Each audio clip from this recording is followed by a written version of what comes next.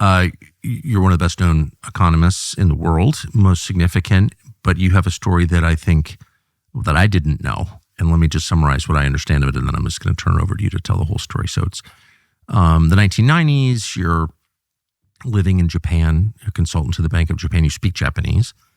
And in 2001, you publish a book about the banking system in Japan in Japanese. It's not published in English. It's only published in Japanese in Japan. And that book about the Central Bank of Japan and explaining why the country is in this protracted recession becomes number one in Japan, which is kind of amazing, even in Japan, beating Harry Potter. And then your life changes completely. I think this is one of the more significant stories that I hadn't heard.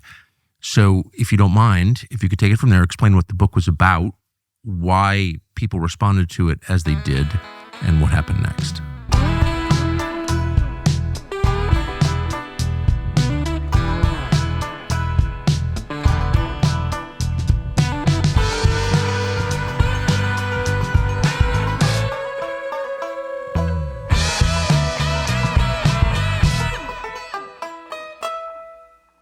Right. Well, it's a bit of a detective story. I was, working on the book and doing the research for the book, which really was the greater part of the 1990s. There's a lot of work that's gone into this. By the way, the name of the book is Princes of the Yen. Princes of the Yen. And yeah, it's not so easily available, but I can mention that later. I was trying to solve some puzzles. I'd come to Japan, I'd learned Japanese, and I was, economist, had studied economics at the LSE, was at Oxford working on my graduate work and doctorate in economics.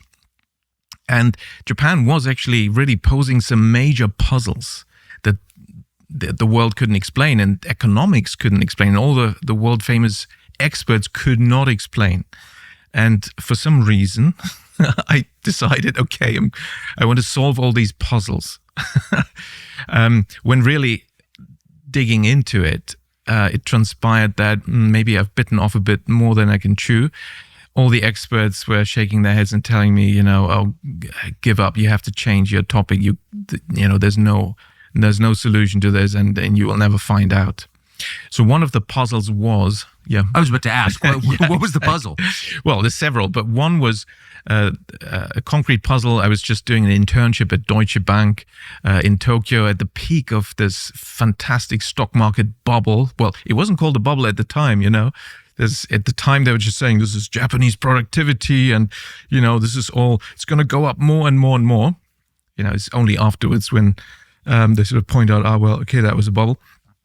So in this bull market of Japanese, stock market 1989, and there were some problems with the official story, and actually they led me to conclude also that the stock market, it was a bubble and it's going to crash and it's going to take the banking system with it.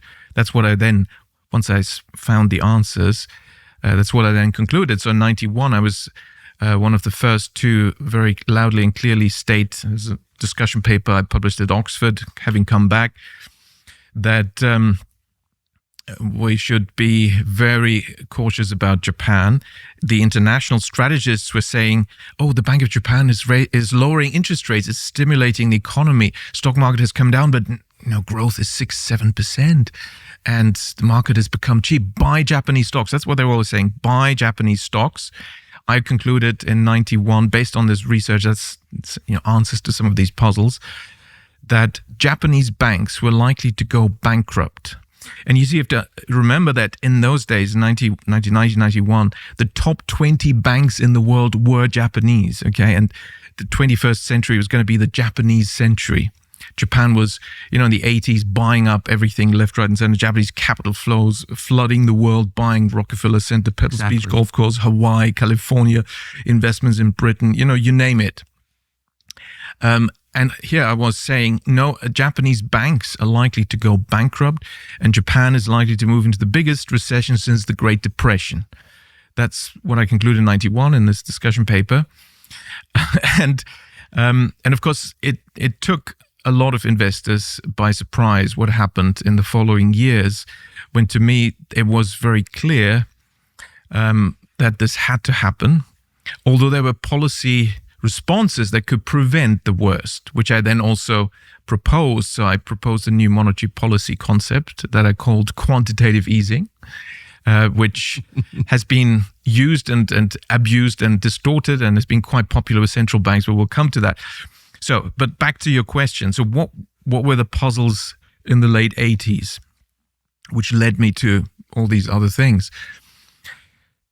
Well, one was Japanese capital flows. They were extraordinary. The scale was unprecedented in modern history. But also, not just the scale was so massive, it just was against all the economic theories. Now, the main theories about capital flows concern, again, interest rates and interest rate differentials. And Japanese money was flowing in the opposite direction. Then Japanese investors were also losing money because the yen was rising. So it was actually a losing trade to then invest abroad. And so no economic model could explain it. And that was the task I set myself. So then I was going around talking to all experts. I was only a student, this is my first piece of research. I just graduated as an undergraduate from the London School of Economics. But I had been thrust into these sort of positions and opportunity. And yeah, I took the challenge. And the response was give up. You can't find an answer. But I also then spent a lot of time with practitioners and actually investors that were investing abroad and looked at the institutional investors, life insurance companies and major international investors.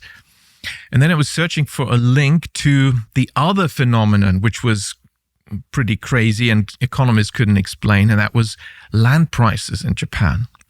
So in 1989, Japanese land prices had reached such stratospheric proportions that if you took the central Tokyo, and it was particularly, of course, the big cities, but the central Tokyo land price to value something like the Imperial Palace Garden, which is a public park. I mean, it's nice, it's large, but it's not, on the scale of things, not that large. So if you valued that at standard central Tokyo market prices and then exchange rates, it would be the same market value as all the real estate in the entire state of California, including Los Angeles, San Francisco, you name it. And that is the correct response. You got to laugh, or cry. This is ridiculous. This is totally ridiculous. Now, my idea was that, okay, there's got to be a link. We've got these two crazy phenomena. One is these absolutely nonsensical land prices in Japan.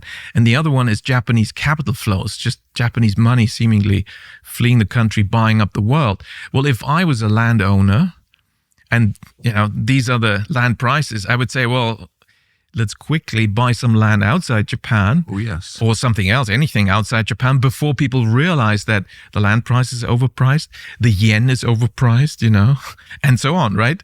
So in a sense, the intuition was there. There had to be a link, and I was convinced of that.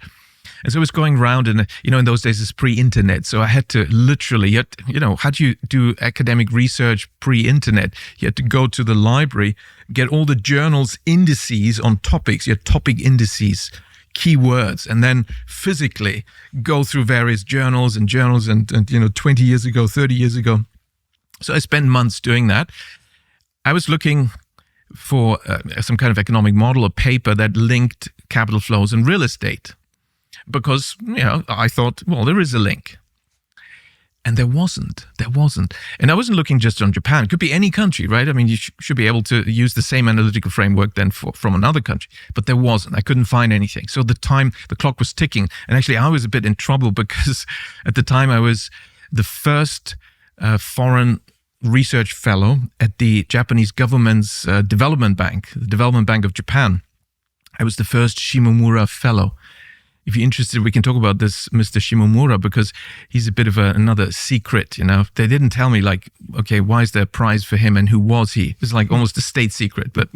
Boy, there's a lot of lying. And some of the worst deception surrounds your health. How come Washington never talks about the poison in your food supply? What about what's in your drugs? You have a right to know what goes into your mouth, and the more you know, the more distressing it is. That's why it's critical to seek out alternatives you can trust. As an alternative to the garbage that you can pick up at any store, we strongly recommend RE Fountain from Peak. It's a clean electrolyte designed for rest. It's got triple Biomax magnesium and no sugar, no artificial sweeteners, no artificial flavors. Everything in it is real. And it's good because staying up all night wrecks your ability to function. RE Fountain can help. It's not a sleep aid. It's not a narcotic, a sedative. It's what your body actually needs to recover and thrive. People here rave about it. We wake up feeling sharp and clear. Peak has really made a big difference. So if you care about actual health, then Peak is the way to go. PIQUE. And right now, you can get up to 20% off for life when you start your first month with Peak. Go to peaklife.com/Tucker. That's PIQUE life.com/Tucker. You will feel it the very first morning. It is great. Anyway, and they give me 6 months, and I'd sort of rashly chosen this topic as my research topic, and I'll write a paper on that, and that was my job. And they treated me so well. They treat foreigners very well anyway in Japan, yes, but I was their first Shimomura fellow, the first foreigner. And I was invited to all their events and all the clubs and circles, learning baseball, which for a European is kind of unusual activity, with the other staff, and, Japanese calligraphy. They give me this huge apartment in central Tokyo, which is part of this Shimomura fellowship. And I felt like a bit of a fraud because I can't deliver my part of this deal because there seems no solution. All the experts, there was one capital flow expert in Tokyo at the Nomura Research Institute. I knew some people there, and they were saying, "Nah, you can't find an answer to this," and no. So give up was the story. And well, I needed a miraculous intervention, and actually, I got my miracle, and I got the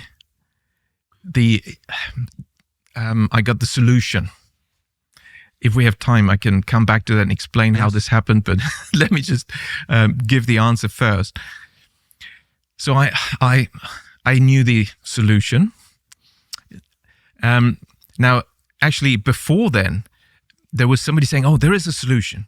There's an American scholar who'd come to Japan. His name is Professor Jeffrey Sachs." And his I think PhD student in that seat about 4 days ago. Oh, excellent! Right.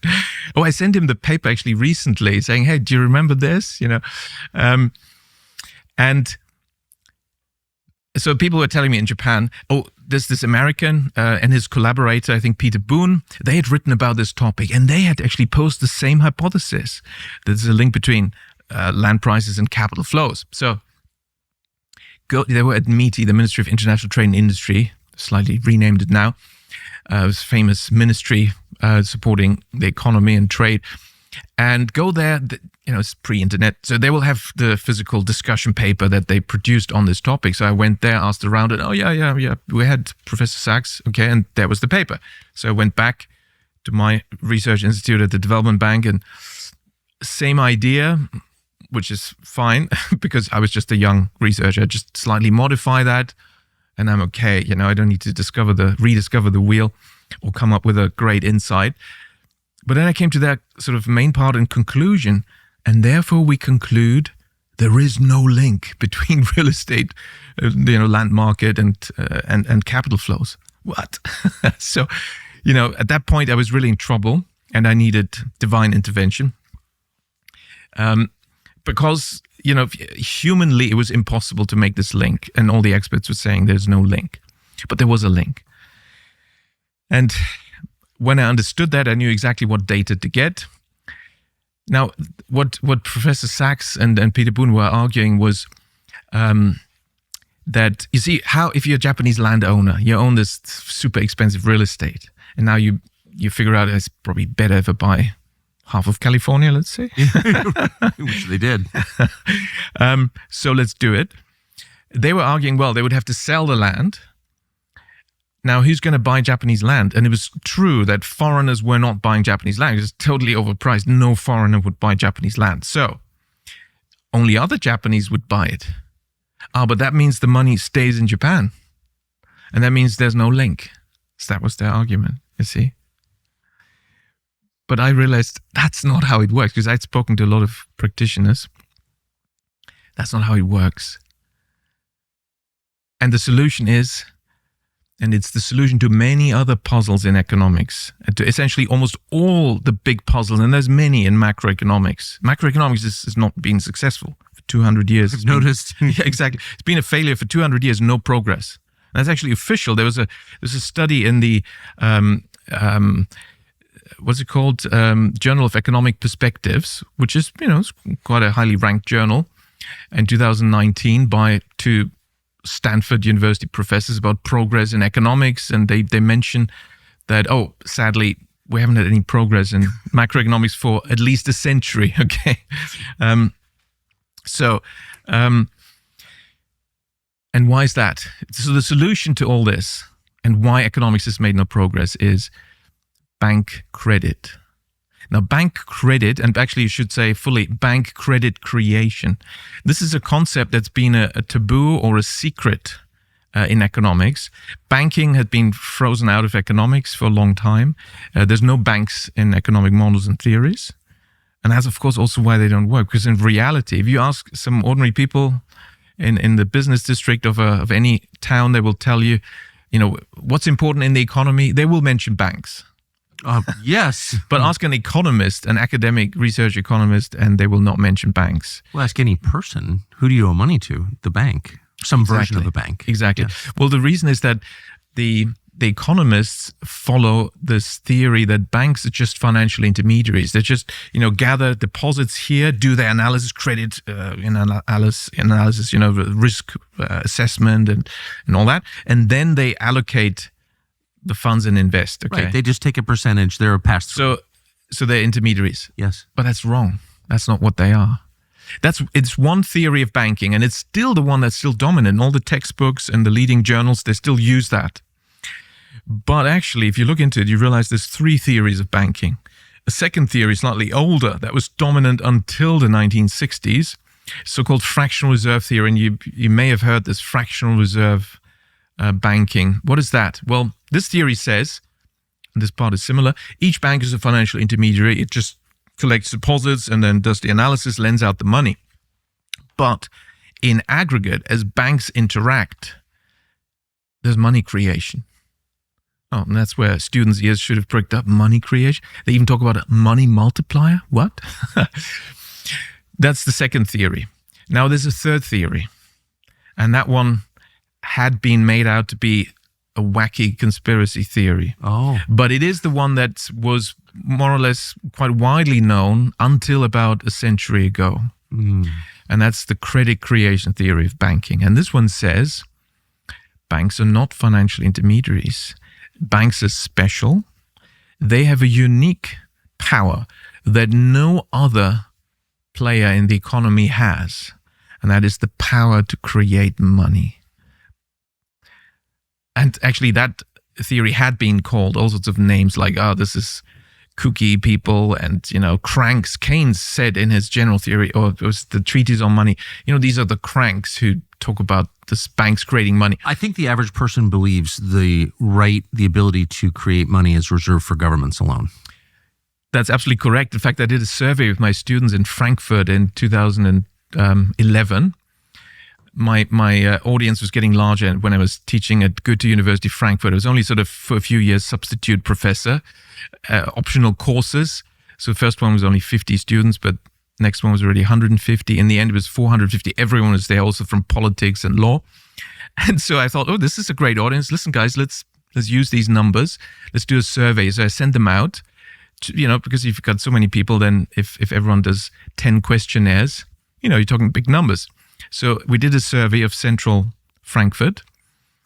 And one of the questions asked was just this question. Who do you think creates and allocates the majority of the money supply in the economy? And to make it easier, here's multiple choice answers. The government, the central bank, the financial markets, the banks, and so on. Give a few options. or savings, people through their savings, which is another economic theory. So, and the answer was, just as you said, and you spoke the facts. 84% responded either the government or the central bank are the ones that create and allocate the majority of the money supply. Because that's common sense. It's something very important that clearly affects everything and everyone. It should be in the hands of the government. It's what people feel. But it's not true. That's not how it works. And so what is the answer? Well, of these three theories of banking, which one is correct? Well, what's the scientific thing to do? It's to do an empirical test. That's what a scientist would do. But it turns out I was the first to do an empirical test of the three theories of banking. Empiricism and economics? I didn't know that happened. Exactly. You ran experiments and replicated them? I thought that was... Exactly. Here's a depressing but true statistic. Nearly half of American adults say they would suffer financial hardship within 6 months if they lost their primary income earner. That's a telling sign that people are living on the edge. Many of them. The economy's fragile. That's true for millions and millions of people. What do you do about it? Well, life insurance is one of the best ways to protect yourself from potential hardship. We recommend Policy Genius to get it. Policy Genius's plans offer life insurance policies starting at just $276 a year for $1 million in coverage.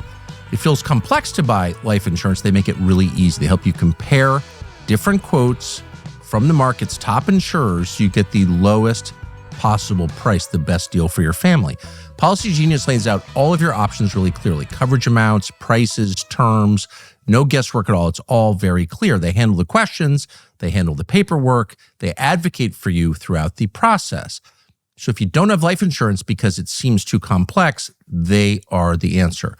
Your family's future could be guaranteed to a great extent with Policy Genius. Go to policygenius.com/Tucker to compare free life insurance quotes from top companies, see how much you could save and to what extent you could protect your family. Policygenius.com/Tucker. Well, you can do empirical tests. The replication is debated, whether you can always replicate it. But certainly you can test. You can do tests. And we can certainly control for certain things. And that's what it did. And I thought it's crazy that, you had for over a century this debate between these three theories, but nobody had actually done the scientific thing. Let's find out.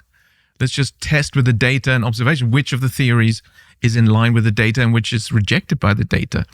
Now, to do this, I needed a bank that would cooperate. And my plan was, I'm going to take out a bank loan and we're going to watch inside the box, inside the bank's accounting system, how are they accounting for this and what transactions are taking place when I take out my loan. The intermediation theory says deposits get lent out. The fractional reserve theory says that the bank needs to have excess reserves at the central bank and that's then used for the new loan. Yes. And the credit creation theory, you know what it says? It says when you get a loan, no money is transferred to you. It's transferred away from anywhere else. And you just credited new money out of nothing that is not transferred away anywhere inside or outside the bank, which seems, quite sort of extreme. Like magic. In fact, the convention is to use Latin for this. The money is created ex nihilo, out of nothing. So when it did the empirical test, the conclusion was the financial intermediation theory is rejected and the fractional reserve theory is rejected. Banks create money out of nothing. By the way, you can look it up. It's the most downloaded paper of all Elsevier publications and it's open access. So, can banks individually create money out of nothing? Any bank. Just to be clear, not just central banks.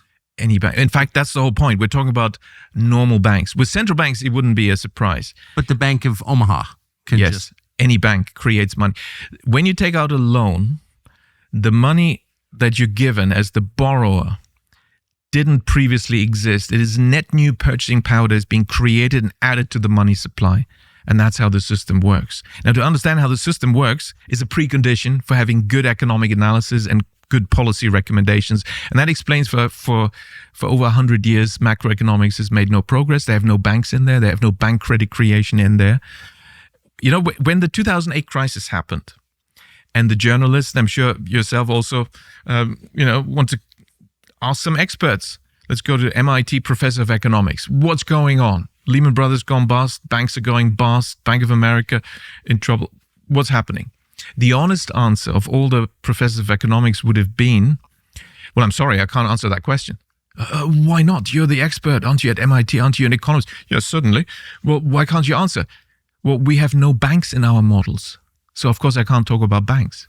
That would be the correct answer. Of course, they didn't give that answer. No. They're fudging it. They're pretending because they don't want the public to know. No one ever admits ignorance.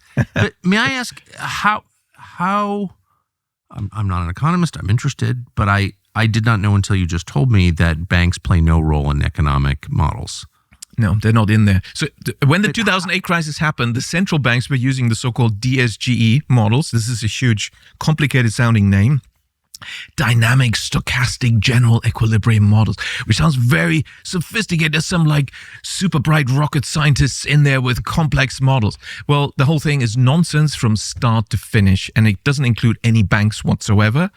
And it's built on really pretty crazy assumptions that are true perhaps on some remote planet in some very far away solar system, certainly not in ours, and certainly nothing to do with planet Earth.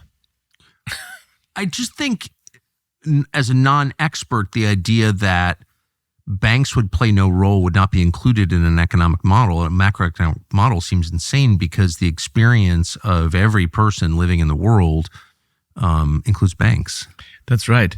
That's right. And the trick was to argue, well, we don't need them because, you see, they're just an intermediary. They're not really important. Role, right. So, yes, they exist, and we all know there's banks, but they don't change anything. The money just goes through one-to-one, in here, out there. There's no reason to include them. Oh, we include the bond market. Oh, and we include interest rates. So that's all we need. By the way, that's the second big myth I busted in economics. You know, this idea that interest rates drive the economy, yes, and they're the key variable. And of course, even today, I mean, every central banker, every market commentator, every TV show, exactly, investor, every president, by the way. And it's a daily thing. It's mentioned. And it's, everyone's supposed to, is this presupposed knowledge that if we lower rates, this will stimulate the economy. If we raise rates, this will slow the economy. And it's been said in the last 50 years, I don't know how many thousand times by all these people. Well, I can ask you, what's your guess? How many empirical, data-based, fact-based studies exist that demonstrate this?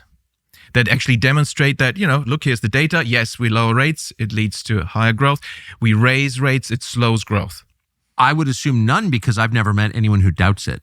It's like gravity. We just know you don't even need to test it. Well, of course not. We know it's true. It's obvious. I thought that until right now. Yeah, it's so true. This is called an axiom, by the way. Yes. An axiom is something that is so true, we never have to check whether it is true. Right. And if we did check whether it's true, we'd find it's not true. But we wouldn't believe the results because we know it's true. Yeah. Doesn't matter. You can't disprove it. Yeah. Well, in fact, this is you've described now the methodology of the dominant mainstream economics, which is the hypothetical axiomatic deductive methodology, where you pose an axiom that you know to be true, so you don't have to check whether it is true, and if you did check, it's not true. It would be the result. And then you add assumptions, which you admit are simplifications, heroic assumptions, which are, yes, we know they're not true, but it doesn't matter. And then you build your model on it. And that's the approach they use. Now, this approach is particularly useful if you have a predetermined conclusion you'd like to come to, because then you can actually start out with your preferred conclusion, work backwards, then define what assumptions do I need to pose this model, what axiom do I need to present this, and then the key step, present in reverse order. Ladies and gentlemen, let's just, for sake of argument, assume these and these things. Oh, look at this. The model is telling us, interest rates, lower rates lead to higher growth, and higher rates lead to low growth. We don't need to look at banking. It's totally uninteresting. Don't go there. Move on. Nothing to see here. What you're saying is, I believe that there are a lot of people who just never thought that option 3, your description of banks, the bank credit creation, could be a meaningful factor. They just never thought of it. But there had to have been a lot of people who realized this before the 1990s. So if it's not publicly known, it sounds like it was hidden. Absolutely. Oh, certainly. Well, actually, so I've got 2 papers on this. One is the Can Banks Individually Create Money Out of Nothing? The other one is called Lost Century in Economics, about these past 100 years. They must hate you. You're a fellow economist. Sorry to interrupt. They must hate you. And I do go through the literature and the sort of history of economic thought. And there's some very curious things happening. So, for example, there's John Maynard Keynes, and many people would say, well, he's certainly the most famous economist of the 20th century. That's for certainly sure. the one who's quoted a lot, cited a lot, and had some policy influence and so on. Now, when you look at his writings with the topic of credit creation, bank credit creation, his development is kind of curious. So when he was young, he discovered it. There's a book by him from 1924 in which the book was on something else, but he stumbled on this and he writes, I'm paraphrasing, something like, and look up my papers, then you'll see the exact quote, but he was writing like, the bank's actually adding to the money supply through their activities. That's a very important fact that changes everything. I will return to this later. That sort of thing. It's something that will have to be examined further. That's very important. Well, 6 years later, in his important book, Treatise on Money, 2 volumes, he had moved from the credit creation theory that he clearly had discovered in 1924 to the fractional reserve theory. He was saying, banks are just intermediaries, but yes, in the system, the interaction is creating some money. 6 years later, he published the famous general theory. And in that general theory, he'd moved on to the financial intermediation theory. Now it is, again, the savers who need to save money and then deposit it, and that is then lent out by the banks. There's no money creation at all. So, in other words, he progressed away. Regressed, exactly. Regressed, thank you. So with each successive theory, he obscured the role of the banks ever more. Now, interestingly, his financial wealth increased proportionately. And by the last stage... people have stayed this long in the conversation. These are really interesting. And you're a great explainer, by the way. Thank you. It's almost like you can't... Are you really an economist? You explain it so... Sorry.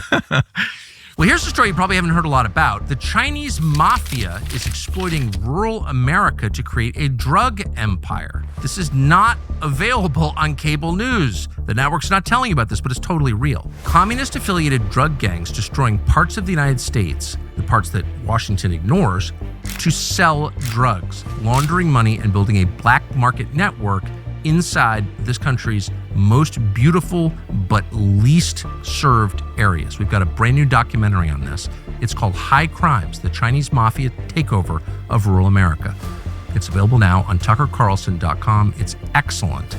The purchase of churches and schools to aid the operation, the jerry-rigging of power boxes to steal electricity, foreign pesticides, collusion with the Mexican cartels. It's unbelievable. By the way, one of the drug houses is like walking distance from my house. I didn't know that. It's a layered and fascinating story. Head to tuckercarlson.com to watch now. We think you'll love it.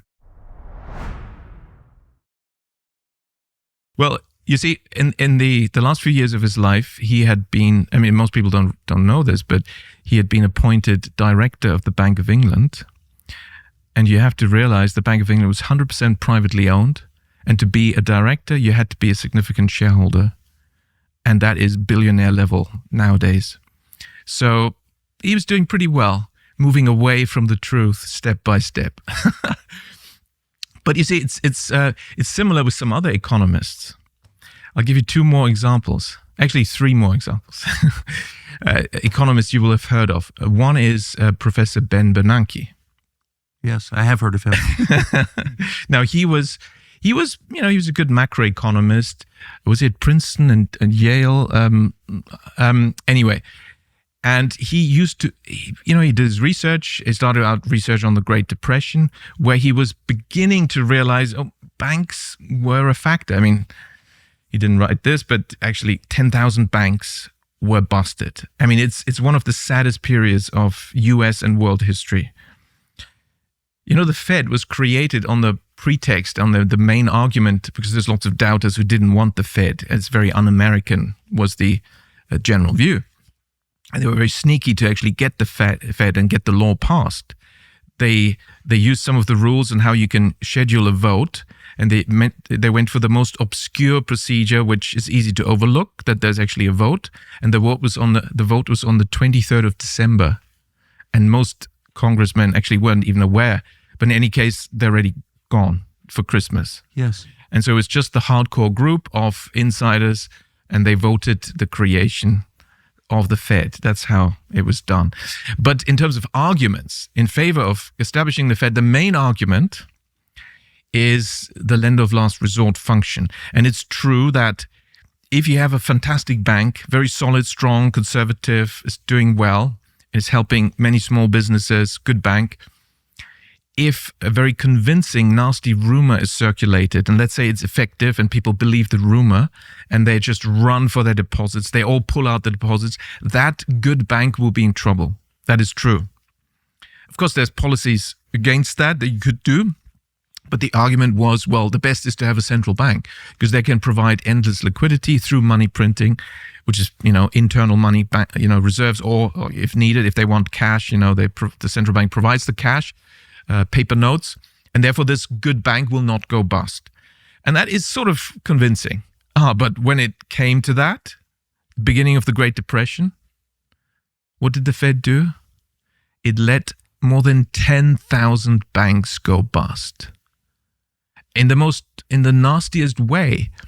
These were banks that were small, lending to local businesses, to the farmers in particular, and they let them go bust. Now, in the 1920s, there was mechanization of agriculture, tractors and so on. So there's expensive equipment, and the banks were giving the loans, the farmers were taking the loans. Now, these banks were bust. Well, they were taken over and by big banks, bigger banks, and banks that were part of the Fed cartel. But to lose 10,000 banks is just such a setback for the economy. Unbelievable. Now you'd think, oh, good for the farmers, at least they're out of these loans. No. Number one, when the banks went bust, there was no deposit insurance. These families, these farmers, these small businesses, they all lost and their personal savings. All that money they had in the bank was gone. That wasn't refunded. Okay. Number two, you'd think they'd be off the hook from their loans. No. The banks were then taken over, bought cheaply, and they still had to repay the loans. But they had nothing left, and they were destitute. Wait, you lose your deposit but keep your debt? Yes. How does that work? That's a Federal Reserve policy. Of course, the Fed could have done it very differently and certainly saved those banks. Where was President Roosevelt in this, the man of the people? Well, the banking systems, once you set up a central bank that's not controlled by the people, then you're in the hands of the central bank. The Federal Reserve Bank of New York is 100% privately owned, and that is really the center where all the decisions are made. You have the Washington board of the Fed, but that's a political shop. The actual central bank operations are all in New York, 100% privately owned. So. And that, what happened in the 1930s is therefore these farmers became destitute. The land was the collateral for the loans they couldn't repay. They lost their land. They lost their livelihoods. Some lucky ones became day laborer on the farms that they previously owned.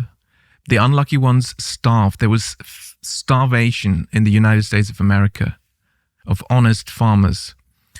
And it's really read The Grapes of Wrath by Yes, I have. John Steinbeck. These are better descriptions of economic reality than the economics textbooks where they tell you banks are financial intermediaries, so we don't need to talk about banks. That's for sure. So the central banks, when push comes to shove, they pursue the agenda of concentrating the banking system and reducing the number of banks, which increases the power of the central banks. But we were talking about the three theories of credit creation. And so conclusion there was, I did the empirical test. Banks create money. They are therefore the most powerful economic player in the system because they're special. They have a license to print money, and the majority of the money supply is created by banks. And knowing that changes the analysis entirely. Where does that power come from? How are they granted that power? Why can't I create money out of nothing? Oh, we should work together. I wrote a paper with that title. Why can't I create money out of nothing? Well, so when I published Can Banks Individually Create Money Out of Nothing, I published at the same time another paper which is entitled How Do Banks Create Money and Why Can Other Firms Not Do the Same? Google it. It's also open access. Great question. Which is exactly the question you'd asked, and it's very sensible. And it gets very curious. It has to do with accounting. But I really wanted to get to the bottom of this accounting. If you look at the accounting, the difference is, when a loan is granted, and of course we can take a loan from a non-bank. I mean, there's major non-bank financial institutions, private credit, yeah, and companies can give you credit, and insurers give sometimes loans, and So why can't they do the same as the bank? And in order to find the answer, I realized one needs to break up the accounting process into further steps. Because it's clear, if you compare the accounting, the bank balance sheet, when the bank lends, the bank balance sheet lengthens. You get the loan as an asset. That's the same for everyone, no matter whether you're a bank or not. And on the liability side, the borrower is credited with the money. Now, that's true only for banks. And non-banks, when they pay out a loan that they give you, they have to draw down something, some money holding on the asset side. So the balance sheet doesn't lengthen. So I wanted to find out, okay, what is the thing that allows banks to do it this way? Yes. And it is what in England, which is the home of banking, the first modern bank was the Bank of England. And in the 17th century, all the banking rules and the laws concerning banking came essentially about in England. And in England, this is therefore most apparent. They call it the client money rule. And there's an equivalent in the US. In every country, there's a slightly different name, but it means that if you have client money, then this money has to be kept off your books. You have to hold it in custody like a custodian, and you have to put it in practice with a bank and say, well, that's the client account. That's not my money. I'm not claiming this. That would be fraudulent, right? And you have to be careful. It can be a criminal offense. So everyone has to separate client money from their own funds. And except banks, they're exempted from the client money rule. And that means when we put our money with a bank, it's on the bank balance sheet. And the bank is the keeper of the books. And if you're the keeper of the books, keeper of the records, you can fiddle the records. If you put money of a client into a bank, you can't tell the bank, oh, can you please just be a bit creative with the accounting? It's not going to happen, right? But if you yourself, you're the keeper of the record, you can be slightly creative. So what the bank does is, the loan contract, here's how it works. You're the borrower, I'm the bank, you want a loan, mortgage, anything. And the important thing is the contract that you have to sign, in your own blood. You have to sign it. The loan contract, the agreement, the credit agreement, mortgage, whatever it may be. I mean, they're all more or less the same type of instrument. And actually, I should say this, economists classify banks as, they always say this, when they mention banks are financial intermediaries. They're deposit-taking institutions that lend money. But because they're intermediaries only, we don't need to look at this. And then, they take deposits and they lend money. Well, if you look at the legal, situation, it's clear that this is not true. Banks don't take deposits and banks don't lend money. And there's rulings in English courts. What is actually a bank deposit? Well, that is to confuse people. At law, there's no such thing as a bank deposit. It's simply a loan. Well, hang on. A deposit is a loan? Yes. It's a loan we give to the bank. We give credit to the bank when we do what is called deposit our money. Yes. And that is the legal status. So it's like the tables are turned. So banks don't take deposits. We lend to them. And the bank deposit at law actually is not privileged. But surely banks lend money? No. Banks are in the business of purchasing securities. And when you sign that loan contract, that's an IOU, a debt instrument that you've issued, and the bank will buy it. That's what's happening. Now, it can sell it. Well, exactly. It can sell it. And also, you will point out, oh, hang on, fine, these are details. This says, I will get money. I'm borrowing money, so please give me the money. I don't care about the details. And the banker will say, they're careful, they will say, you'll find this in your account with us. They may carelessly say, we've transferred it to your account, which is incorrect because no transfer happens. Your account will be credited. because the accounts payable liability arising from the loan contract is represented or misrepresented by the bank as another type of liability called customer deposit. And that is the trick you can only do when you're the keeper of the records. And that's only banks that can do that. Others have to keep it off their books, and they can't do this trick of switching the type of liability from, accounts payable liability from the loan contract, present that or misrepresent it as another type of liability called client deposit. That's how money is created. So the conclusion is, when you borrow money, the bank just writes the number in your account. And that's what I could empirically confirm, because at the bank that I finally found, which was happy to do this and let me look inside their books and their transactions and their system, and we had all the bankers there, so we literally were watching what everyone is doing. The BBC was filming this, by the way. They haven't used the actual footage yet, but they were there. How long has it been? This was in 2014. We should turn this into a proper documentary. So they've had it for 11 years and haven't aired it? Yes. No.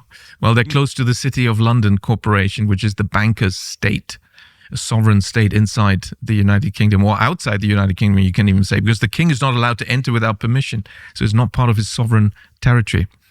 And I guess maybe it wasn't considered convenient to air this documentary, but it's on the record with the BBC. So when I did this empirical test, which is published in a peer-reviewed journal, so this is what happens. The banks create the money and others can't do it because the banking license gives you this power to invent money. And so that's why it's very important to actually have the right type of banks in your country. Now, what type of banks would we want? And here's an important principle I need to explain. It's very important who a bank is lending to and for what purpose. And that is because it's money creation. If it was just an intermediary, it wouldn't be so important because it's a zero-sum game. You now have money, but somebody else is less, plus minus zero, not a big impact.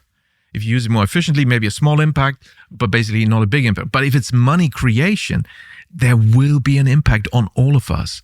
Therefore, it's really a public privilege that the banks have to create money. And the question is, how should that be used? Now, hopefully it's used, in favor of the people. And it can be, bank credit can be a marvelous engine of enormous economic growth, prosperity, and in fact, abundance. And that's one message I want to get across. We can have high, sustainable economic growth, which is very stable and smooth, but very high, creating a lot of wealth for the majority of us, prosperity, without inflation and without crises. This can be done. But we're not getting it. No. Why? No. Why? Yeah, why? And I'll explain the mechanism. So there's three scenarios. When a bank creates credit, there's three possibilities. What has been happening since the 1980s in most industrialized countries, most Western countries, is that banks, encouraged by the regulators, by the way, the BIS in Basel, bank regulation, international bank regulation, the Basel framework, they've been encouraging that the banks lend for unproductive asset purchases, for the purchase of ownership rights, mostly in real estate, but it could also be financial assets, any type of asset. Now, that doesn't contribute to national income. It doesn't contribute to GDP. And if you look at the definition of GDP, it's not in there because, hang on, you're buying this asset, somebody else is selling it. Well, that doesn't add value. GDP is a value-added concept. Right. So it's not in there. And that's real estate's correct. not... Real estate itself is not a productive asset. Exactly. Well, the transfer of the ownership in real estate, that shouldn't affect GDP. And that's why it's not in GDP. Of course, the real estate agent business is a business, and that is part of GDP, but that's just a fraction. When we're talking about the actual full transaction of that's much larger, and that's not in GDP.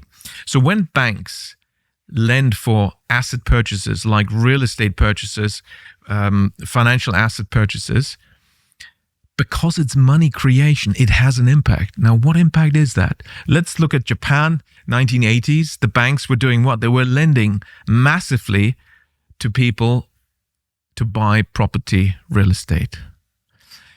If they were just financial intermediaries, it wouldn't be a big deal. But it's money creation. So actually, the banks are creating a lot of money and they're pumping it into the real estate market. And now you don't have to have studied economics to tell me what's going to happen with real estate prices.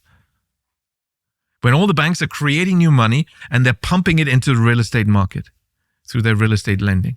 What's going to happen is what's happening in the United States, where real estate becomes unaffordable. It's too Exactly. high. It's not rocket science. Real estate prices are pushed up. This is true for all assets. So when banks lend a lot for financial assets, the values of these financial assets will be pushed up. But it's a Ponzi scheme because it works only as long as the banks continue to create more credit for others to join the game and buy these assets. And the moment the music stops, the banks don't increase credit for asset purchases, then asset prices won't rise anymore. Because with this, when I discovered this, I found the causal factor behind the land price rises. And I tested it and it's true. It's the real estate lending explains the real estate price movement very nicely.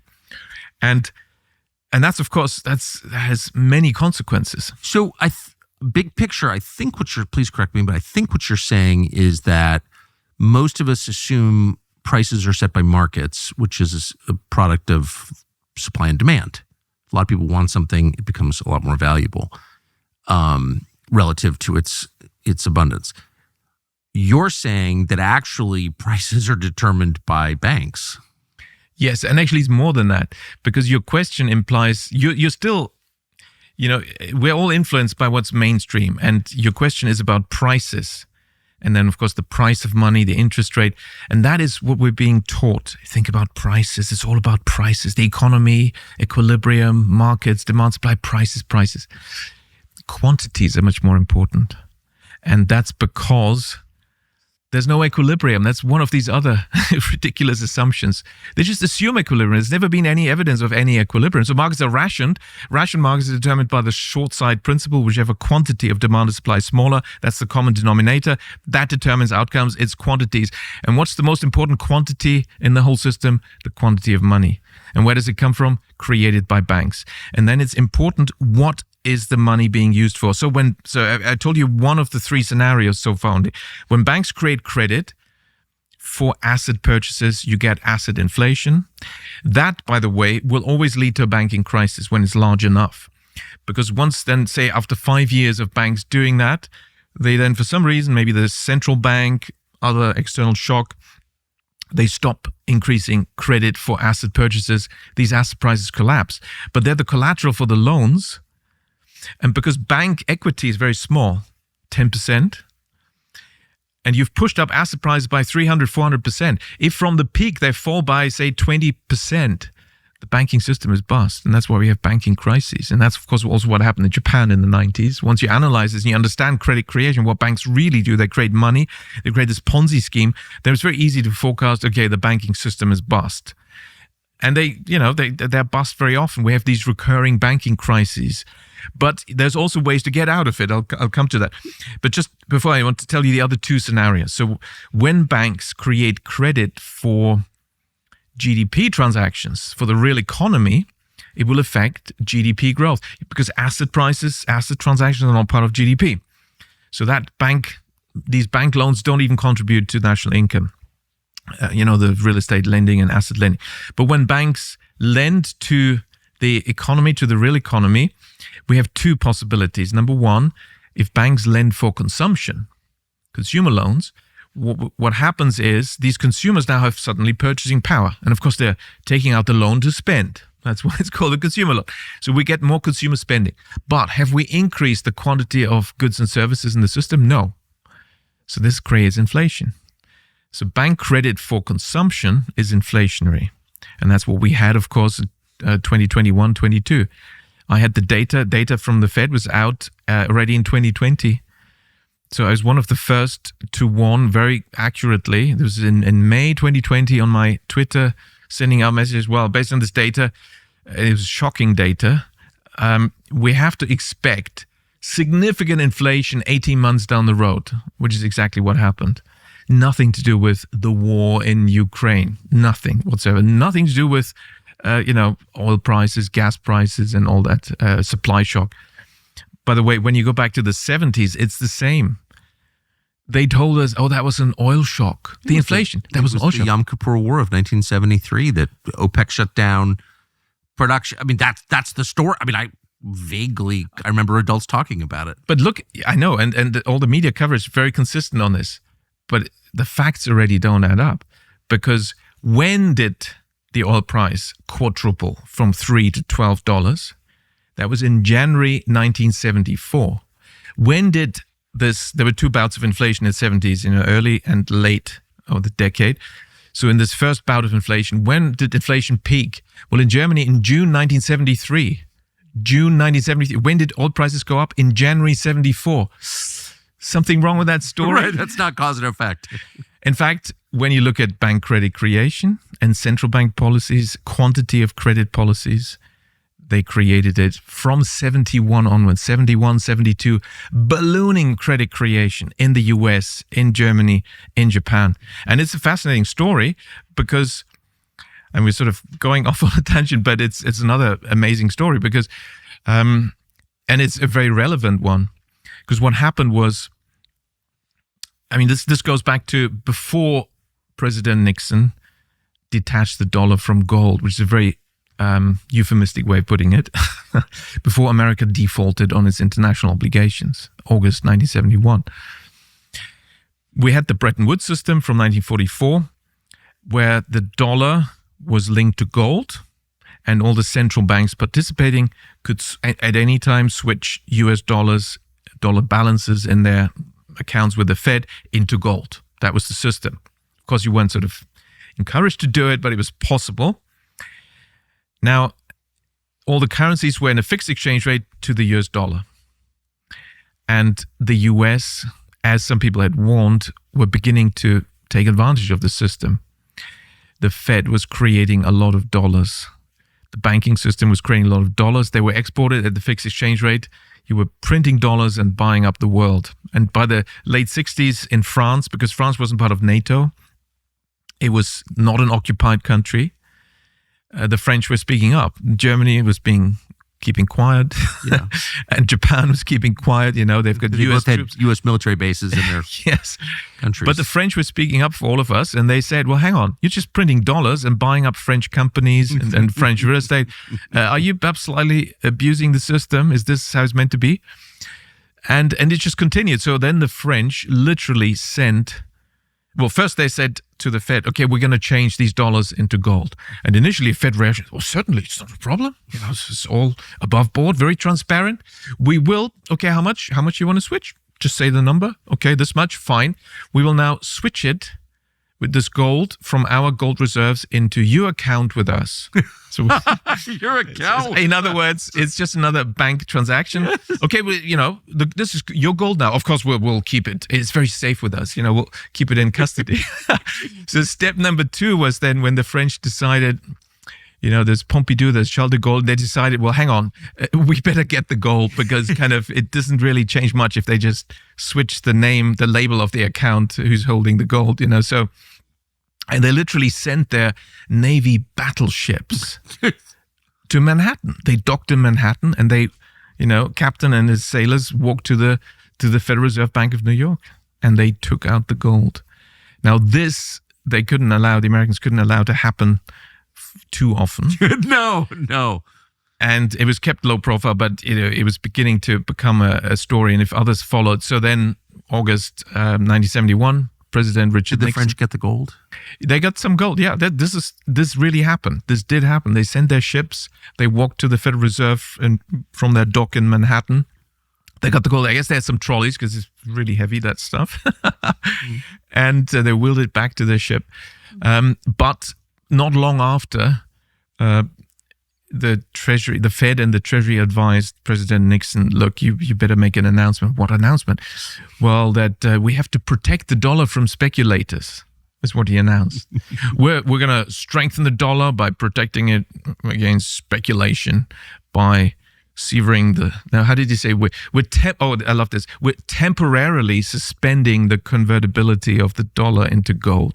Temporarily, of course, it's now, 51 years? 54. 54 years, yes. Crazy. amazing. Did the introduction, speaking of gold, of fiat currency into the West, did it make all of this possible? Like, could a bank create money if it wasn't fiat money? Banks have always created money. If you go back into the history of banking, it's always been about money creation. That is the secret of banking. And that's also why it's been kept secret until my paper proving it. But how do you do that if you can't print something worthless and call it valuable? If it's tied to a commodity whose price is set by people you can't control. Yeah, but that's just marketing. That is just, to build the credibility. It's a marketing tool. I mean, it goes back to, in my books, I've got this story in there, Princes of the Yen also. It goes back to what happened several times throughout history. And a good example is when it happened again in England in the 16th and 17th century. In China, from the 10th century, they had paper money, which is a smart system, especially because the government was creating the money. As Western people, the public thinks it's happening with us, but it's not, right? So what was the difference? So while the Chinese had paper money, in Europe, the rulers, the governments, the princes and principalities thought gold is money. So what do you do when you're the government and gold is money? Well, you try to create some gold. Well, certainly in Europe, and particularly in Germany, where there were 355 principalities as part of the Holy Roman Empire of German nation, each one of them had a court alchemist given a lot of R&D money to create gold, turn any other base metal or mercury or whatever into gold, which is why, of course, in Germany became leading in chemistry because of that massive overinvestment in alchemy, what was early chemistry. Really? But it never succeeded. So BASF is actually a sort of product over time of the alchemy. Of course, that's why in Germany you had so much knowledge in chemistry. It was alchemy. Did it work? Was alchemy ever successful? Not directly. In a sense, it was successful because the alchemists concluded mercury can be turned into gold. And we know with nuclear physics, this is true. It's just so expensive. Today we can do it, but it's just pointless. It's too expensive. So it's, better buy some gold or dig for some gold. So also Newton, who's a famous physicist from England, he was very interested in alchemy and he wrote a lot on alchemy. And then the Bank of England was created and Newton was very interested in that. Because basically the Bank of England was alchemy at work. You're creating money out of nothing, but not through the actual, physical alchemy process. It is the credit creation alchemy. Because banks create money out of nothing, but it's a trick. So what happened is this. When gold is money and people think we need gold for transactions, one thing was the government's investing in, creating gold. But, that was of limited success.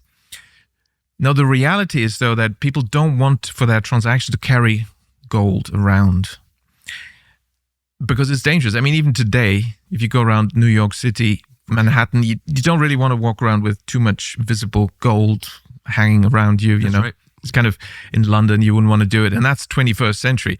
So imagine, 15th, 16th century, 17th century, you don't really want to do that. Bandits on the roads. No, not a good idea. So what do? Well, you put your money, your gold, where it's safe. Turns out there's some professions that were working with gold, and therefore they had safe places. They had their own little private security team, private army to watch their safe with the gold. And these are the goldsmiths. They make gold jewelry for the king and the aristocrats and the rich people. And so people started to deposit their gold with the goldsmith. Obviously, you need evidence. Like, what if something happens to the goldsmith and his son taking over the business denies that that's your gold? So clearly you need some receipt. Okay, so that was the convention. They got a little fee for safeguarding the gold. Fine, everyone's happy. But the next step is this. Let's say I'm, in the province, somewhere in Hampshire, in England, and we're neighbors and we agree I'm buying this plot of land from you. And we agree on the price and, okay, how much gold? Fine. So what are we going to do next? Well, I've got the gold with a goldsmith in London. Okay, I will go and get the gold. By the way, what are you going to do with the gold? Because if you're not going to keep it here, then it's kind of dangerous. Like, I'm risking my life going to get the gold, bring it here, and then you bring it back to the goldsmith. We might as well leave it in the goldsmith, and I give you my deposit receipt. And that's what happened. So the receipts of deposited gold, of deposited money, became the first paper money in Europe. Gold certificates. Yes. Exactly. That's how it works. Now, so the goldsmiths, of course, realized what's happening. Oh, nobody's coming to pick up the gold. That's kind of convenient. And this already explains the secrecy that suddenly then engulfed the whole thing. Because people also realize, well, the goldsmiths have the money, they have the gold. And if you get into trouble or you lose your job, you need money. Where do you go? Well, the goldsmiths have money. So people came there begging for money and asking for loans. Here's where the secrecy comes in. Until around 350 years ago, in almost all European countries, it was illegal to lend at interest. Of course. That's Christianity. Christian rules. The Bible was against interest, and interest was everywhere forbidden. So the goldsmiths would say, oh, well, yeah, maybe I can lend you some money, but we have to keep this very secret. Because, of course, I'm going to charge you interest. Yeah, I'll pay interest. Yeah, we'll keep it secret. And this is what happened. Now, so the goldsmiths realized we can lend out this gold that everyone is depositing with us. Some of it, particularly the one that's like bullion in a standardized size and whatever, we can lend out. Nobody will realize. And we keep it secret. Everyone's sworn to secrecy because, we're doing something illegal here with the interest. We're charging interest. That's, by the way, how the bond market was created, because it's pretending not to charge interest. Discount bonds, where you have no coupon. You come and you want to borrow money. Okay, I'll give you 90 and you pay back 100. Which is the bond calculation of that is the interest, really. But anyway, so all these tricks came about because of the prohibition of interest. But the goldsmiths then realized next, well, hang on, maybe we don't even need to lend the gold. And of course, like every guild, any trade association, they were meeting regularly, they were talking shop.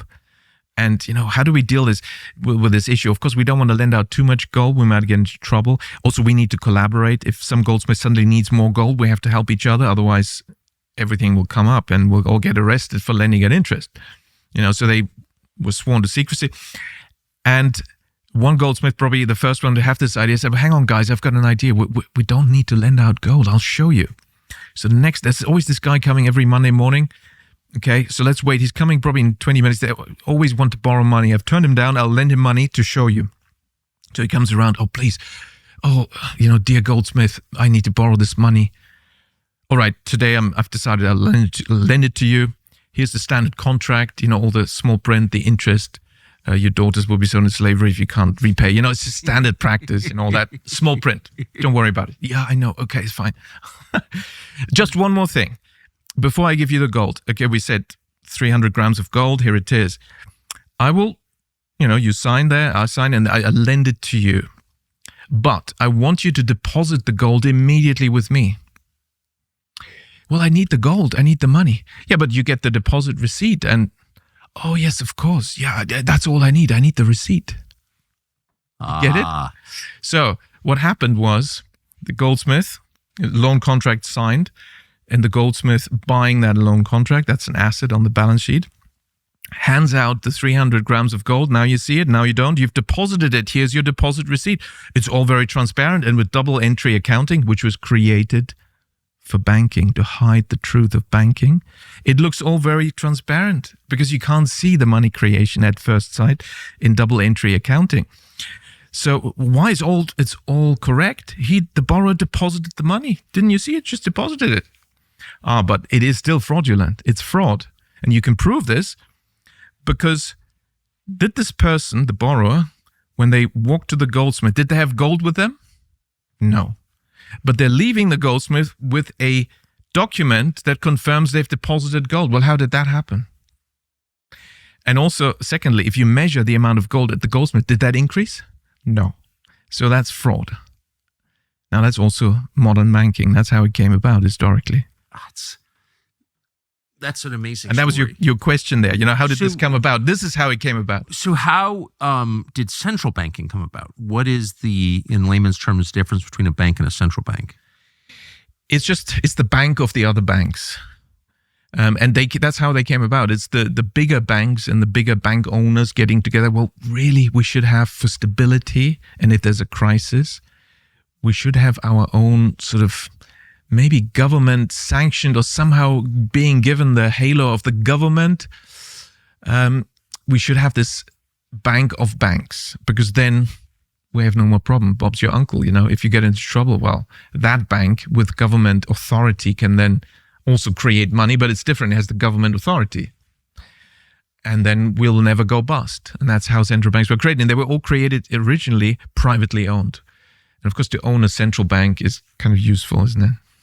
Kind of profitable. Well, how do, let me ask a very dumb question. Oh, by the way, yes. Actually, Tucker, I always tell my students, there's no such thing as a silly question. Well, and you have to do me the favor, for the sake of the audience, pretend you know nothing about economics, because you must ask very simple questions. Because you see, in finance in particular, there's this macho idea never to admit. You said it earlier, the experts never admit ignorance. So they will never ask, like when they don't understand something. And that's how in financial markets you get some very major mistakes. Because no these one wants guys to ask don't what a derivative is. But they don't want to admit that actually they don't understand. Yeah, for example, these, credit derivative, sliced and diced mortgages, credit strategies. So anyway, there's no silly question. Well, I'm actually a little bit more ignorant than I realized that I was before our conversation. How does a bank get so rich? You said it's just the course of things that when you are a part owner of a central bank, you're going to wind up extremely rich. How does a banker get rich? Well, I mean, the money creation creates money for the bank through the return on the equity. So that's, in a way, it's a traditional way. It's just that it's because of this privilege that you're creating money that it's much easier than other companies to have that return. And particularly if that's for a normal bank, but if you're a central bank, then it's almost unavoidable that it's extremely profitable. So in principle, banks get their return from the difference between the interest they pay on deposits and the interest they earn on their lending. But the key thing is that for the actual lending, they're not really giving up intrinsic resources because they're creating new money. So it's actually easy for them to earn this all money. fake. But it is, there's technicalities and you have to do it properly. It doesn't mean, you can be careless. And sometimes when they are careless, it blows up and we have banking problems, and banking crises. But the regular banking crises are mainly when banks create credit for asset purchases. And that's what creates these boom-bust cycles. In the UK, bank credit, 85% of bank credit is for asset purchases. And so you get these asset boom-bust cycles, banking crises in regular intervals. In some other countries, I haven't mentioned the third scenario now. So bank credit for asset purchases, no good. It's not sustainable. It's not productive. Credit creation for consumption it's for the real economy, but it's for consumption. Therefore, it's inflationary. It's also no good. It's not sustainable. The third possibility is the redeeming feature of banking.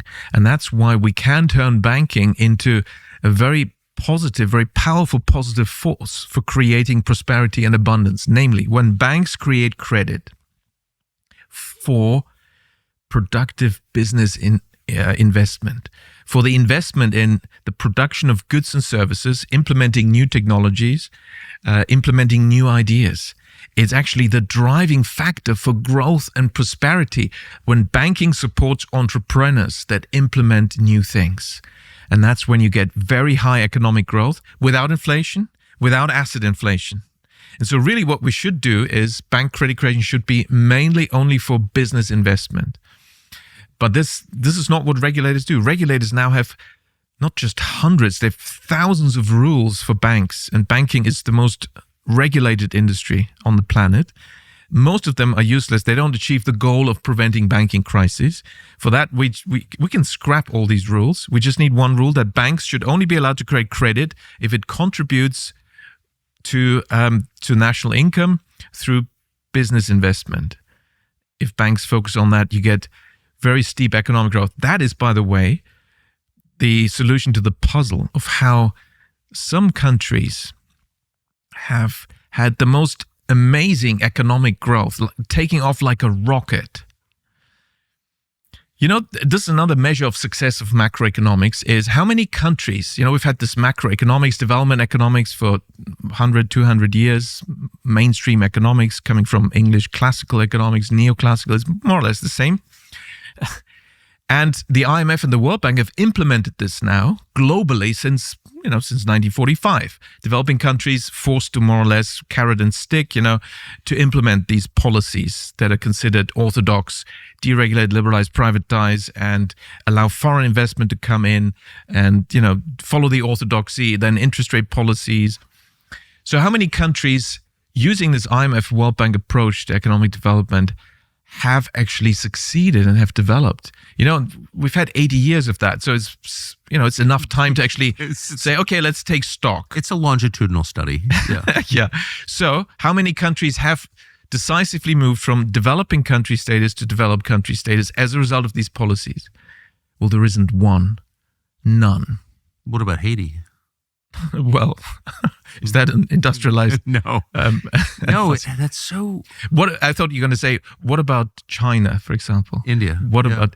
Well, you see, we do have some countries that have developed. The ones, you can count them on 5 fingers of one hand. The countries that in the 20th century and perhaps early 21st century included have moved decisively from developing country to developed country status, namely... In that sequence, Japan, Korea, Singapore, Taiwan, and China. Now, with China, if you want to quibble, because it's such a huge country, some parts of it have not yet made that transition, but key parts of China have actually, and so I think we can include China in this list. In fact, China is the best example of how this was achieved. They all achieved in the same way. Japan was the first, and the Japanese model, which is also what I found in my long research on Japan, and which is described in detail in the book Princes of the Yen. What is this high growth system? It's a magic system for having high growth and prosperity. Well, China is the best example because most of the time in the post-war era, they didn't follow this model. Under Mao, it was Soviet, Stalinist, planned economy. And of course, also looking at banks. How many banks did they have? One, the central bank, the People's Bank of China. Okay. Now, after Mao died, there's some to and fro, but then a new leader came to power, Deng Xiaoping, in November 1978. Deng. And he was a smart guy, and he gave a speech very early on. It's the first speech where he was, rising to power, and he said that, I'm paraphrasing. Essentially, he said, let's forget about all this ideological stuff. I had to be careful, obviously, because there were still hardcore Maoists probably in the room. But let's not talk about ideology. Why don't we focus on what delivers growth and prosperity? Essentially what he's saying. It's a famous expression. It's like, it doesn't matter the color of the cat, whether it's a red cat or a black cat, is what he should have said. As long as it catches the mice, it's a good cat. Yes. And he was talking about the economy, It doesn't matter what we call the system, as long as it delivers and achieves what we want, which is high growth, prosperity, which of course strengthens China. So everyone wants that. Let's do it. That's what he was saying. Now, and he was switching from ideology to practical, empirical work. And there's another expression, learn truth from facts, where you get these 4 Chinese characters. Yes. Proverbs made up of 4 characters. So seek truth from facts. That's the empirical methodology, not ideology, which dominates economics. So it was pretty radical for China. It remains revolutionary for Western economics, where they still have ideology dominating it. Essentially, their Western type of Mao's little red book is still dominating things in economics, whereas the Chinese decided, okay, we've done that cultural revolution, a great leap forward, which was a great leap backward. This all seems to be happening now in Europe, all this ideology and deindustrialization, which is what they tried and didn't really work, wasn't really good. So let's look at empirical facts, what works. Now, he had a neighboring country that was performing really well, Japan. And what did he do? He went to Japan. Already before he was appointed, but in the same year, 1978, he traveled to Japan with his experts. And he knew, I think because when I was in Japan for 12 years, and when I was a student initially, you realize the biggest majority of foreigners in Japan is Chinese. There's many Chinese, and among the students, so many Chinese students. So they know Japan well. There's generations that have studied in Japan, speak Japanese very fluently, really know everything about it. So he came with his experts, and I'm sure they knew one charming feature, which I also discovered of the Japanese people, who are very kind to foreigners. I mean, kind to everyone, but very friendly and kind people. They have this additional charming feature that they want to tell you the truth. But culturally in Japan, there's this interesting thing. And when you go to Japan and you read some book about Japanese culture, what are the difference? Usually it's mentioned, in Japan, there's two truths. Two truths? What is that? Yes, the official truth and the real truth. Yeah, well, that's true everywhere, isn't it? Yeah. But in Japan, it's culturally recognized. And so what happened to me a lot of the time when I was in formal meetings during the day trying to ask questions about, how does this work with this foreign investment, real estate transaction, bank credit? They would give me answers. And several times on the way out, one of the group speaking to me would say, Richard, that was, of course, the official story. Well, let's meet for dinner. I'll tell you the real story. The official story is called tatemae, which means the facade, the front, the outside, the outer appearance.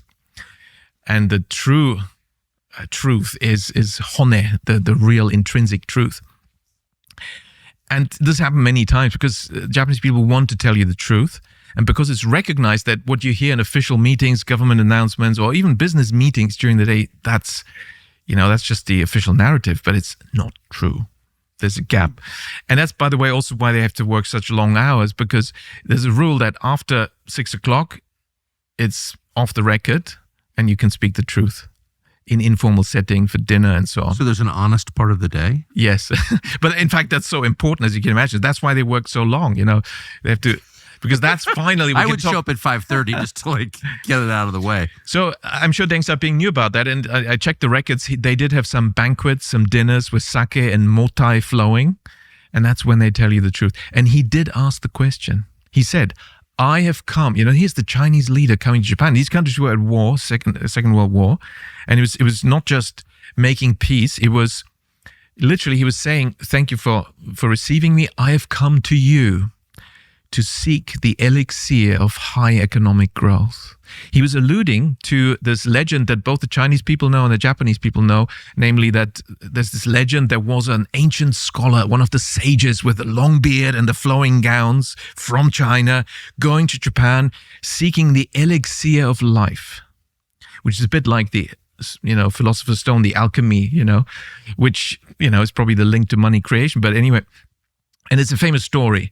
Now, he didn't find the elixir of life in Japan, but, this Chinese scholar seeking it. So he was alluding to that when he used that expression. Everyone knows. And, of course, the Japanese know that their culture, the writing, there's so much is from China. Actually, there is a close relationship, Yes. And I think both peoples actually quite appreciate each other. It's usually, I must say, it's like foreign policy neocons from the US who want these countries to be apart. It's like Germany and Russia must be apart. But anyway, and he told them that. Do you know how the Japanese reacted when he said, I've come to you to ask you what is the secret of high economic growth, the elixir of high growth? They told him. Now, what did they tell him? Well, it's not recorded. There's no transcript of this dinner. But we do know what he did after that. And I can imagine the conversation. Probably the first question, and these were all senior people from the Ministry of Finance, Bank of Japan, bank leaders. I can imagine they will have asked, okay, so how many banks do you have in China with your, I don't know, at the time, maybe 500-600 million people, already a multiple of Japan. And of course now beyond 1 billion. But so how many banks do you have? Oh, one? Do you think with one bank deciding the creation allocation of money you can get prosperity for everyone. Think again, you need to have many, many banks. You need small local banks. You haven't even finished your explanation of the meeting between Deng Xiaoping and the Japanese leadership. And you've just, here's what I think you're saying or about to say, that one of the problems with China's economy was that one bank could never efficiently allocate credit, which is the driver of the economy. You've made that case, I think, really powerfully. And so you said what you really need are smaller banks because they can more precisely allocate credit to different parts of the country that have different needs. And if you don't have that, you have like stagnation and inefficiency and like death. And that kind of describes what's happening in the United States. I'm sorry to ask you to pause. No. Yep. Is that what you're saying? Am I following this? Yes. No, you're not just following. That's exactly the next point. In fact, I did a study on the US with my collaborator, former PhD student of mine, because America still has just about the largest number of banks in the world, although the number used to be a multiple. Yes. The Fed killed 10,000 banks in the 30s. It killed 10,000 banks, almost 15,000 banks in the post-war era. Central banks want to consolidate and reduce the number of banks, but the more banks, the better for an economy, for the country, for the middle class. What we found in the study is we looked at what is the link between the size of the bank and the size of the borrower, and what we found. I mean, it makes common sense, but it wasn't really demonstrated properly in the research by others yet. It's a simple fact in banking. Big banks want to do big deals with big customers. Makes sense. That's how they earn big money. Who lends to small firms? Only small banks. Now, why are small firms important? They're the biggest employer. Small and medium-sized enterprises employ 65-70% of everyone in every country in the world. In some countries, it's 70-80% of employment. When you study finance, and I'm teaching finance at several universities, basically they focus on companies that issue stocks and shares. Well, that's such a minority. 99.9% of companies don't issue and publicly trade stocks. They're not listed in the stock exchange. They are small firms. Where do they get money from? Small firms. 99% of the companies are small and medium-sized enterprises. They get their money from, internal money, friends and family, yes, but external money is only from banks. Now, which banks? If you have an economy that's mostly dominated by large banks, extreme case is the UK. 5 big banks dominate, the banking system. 85% of deposits with 5 banks, the big 5. Then, because they want to do big deals, they don't lend to small firms. Small firms don't get money. And that means only big cities survive. Yes, everything becomes concentrated. Now, Germany... But it's reflected in demographic trends. It's reflected in wealth allocation. Exactly. So, because this is a trend. Like when I was born, 1969, like there was a lot of wealth in Grand Rapids, Michigan. There was a lot of wealth in Des Moines, Iowa. There was Portland, Oregon. It was more diffuse. Because there were more banks, more local banks. Everything is affected, even fertility, because if everyone, has to move to the big cities where property is more expensive, smaller apartments, small dwellings, can't have another child. So many things in society are actually affected directly by this trend. And this trend has been driven very hard by the central banks. They want to reduce the number of banks. Sometimes it's official, like the ECB. We think Europe is overbanked. There's too many banks. And the ECB is the youngest major central bank. It's only founded around 2000. And it's already managed to kill 6,000 banks in Europe. Wow, well done. So it's very sad. Now, Germany in Europe used to be the country with by far the largest number of banks. And still is the one with the largest number of banks. But in the last 20 years, under ECB pressure through their policies of reducing banks' profit margins, zero interest, negative interest rate policy, and then this over-regulation made life so hard for small banks they had no choice but to merge. That was the goal, and that was achieved. So the number of small banks goes down, and that means banks lend less for productive business investment. The best way to make sure that banks create credit for the best of these 3 scenarios to make sure they don't lend for real estate or for consumption, but mainly for productive business investment, is to have many, many small banks that lend locally to small firms. And that was the system in Germany. But it's been under threat. But it also, while Germany was doing well until a few years ago, Germany produced the largest number of hidden champions. Do you know what these are? These are special small firms that's why hidden, because basically we don't know the names of all these small firms. They may be dominant in their market niche, but they're so small we don't know the names. And you can look internationally where these hidden champion because they have top 1, 2, 3 market share, gold, silver, bronze, like a champion in the Olympics. That's where this concept comes from. And if you look internationally, Germany had by far the largest number of hidden champions of any country in the world, much more than China, Japan, even the US. And it's because of this extremely decentralized banking system with all these thousands of small local community banks. But by now, the numbers already dropped a lot in the last, particularly under the ECB, last 20 years. But that explains why Germany in the past did very well.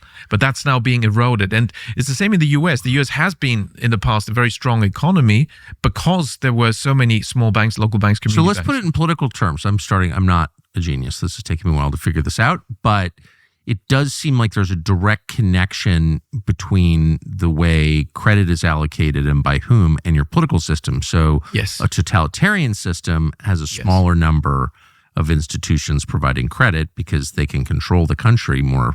And therefore a smaller number of beneficiaries of the system. Exactly. So the fewer sources of bank credit you have, the more centralized your society is, the more control there is in a smaller number of hands, the less democratic your country is. Exactly. That's exactly it. Okay. And of course, this is also what immediately Deng Xiaoping realized, speaking to the Japanese, because they told him, well, it's all about banking. Banks create credit, and credit is needed for growth. Because what is growth? Growth means more transactions this year than last year. That means more money is changing hands for transactions this year than last year. That's, in our system, only possible if there's been more credit, because that is the money supply expansion. And of course, then it depends, where's the credit going? Is it going for asset purchases? That's no good. Asset inflation, consumption, that creates consumer. You're blowing my mind. So, I mean, again, I've spent my whole life imagining that the M's, that's what they want you to believe. M1, M2, and all that, that the Federal Reserve was, the source of the money supply, just the Fed, but it's all banks. Of course, it's true that the central banks are powerful, but they're powerful through their control of the banking system. And they have power over the banks. And, those who control these central banks is a small number of insiders, historically, probably some big banking dynasties and so on.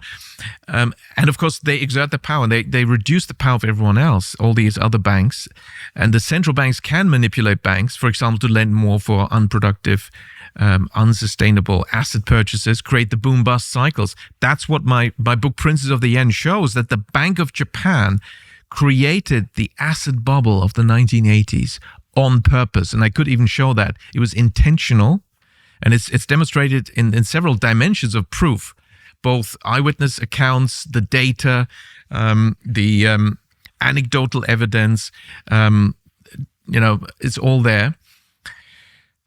Essentially, the Bank of Japan has admitted that was the goal. Why would they want to do that?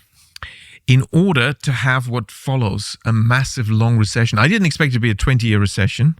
I mean, that's pretty brutal and crazy. But that's what they wanted. Why did they want that? In order to blow up the successful system. Japan was far too successful. It had to be destroyed, just like the German economy and others in the past. Who wanted it destroyed and why?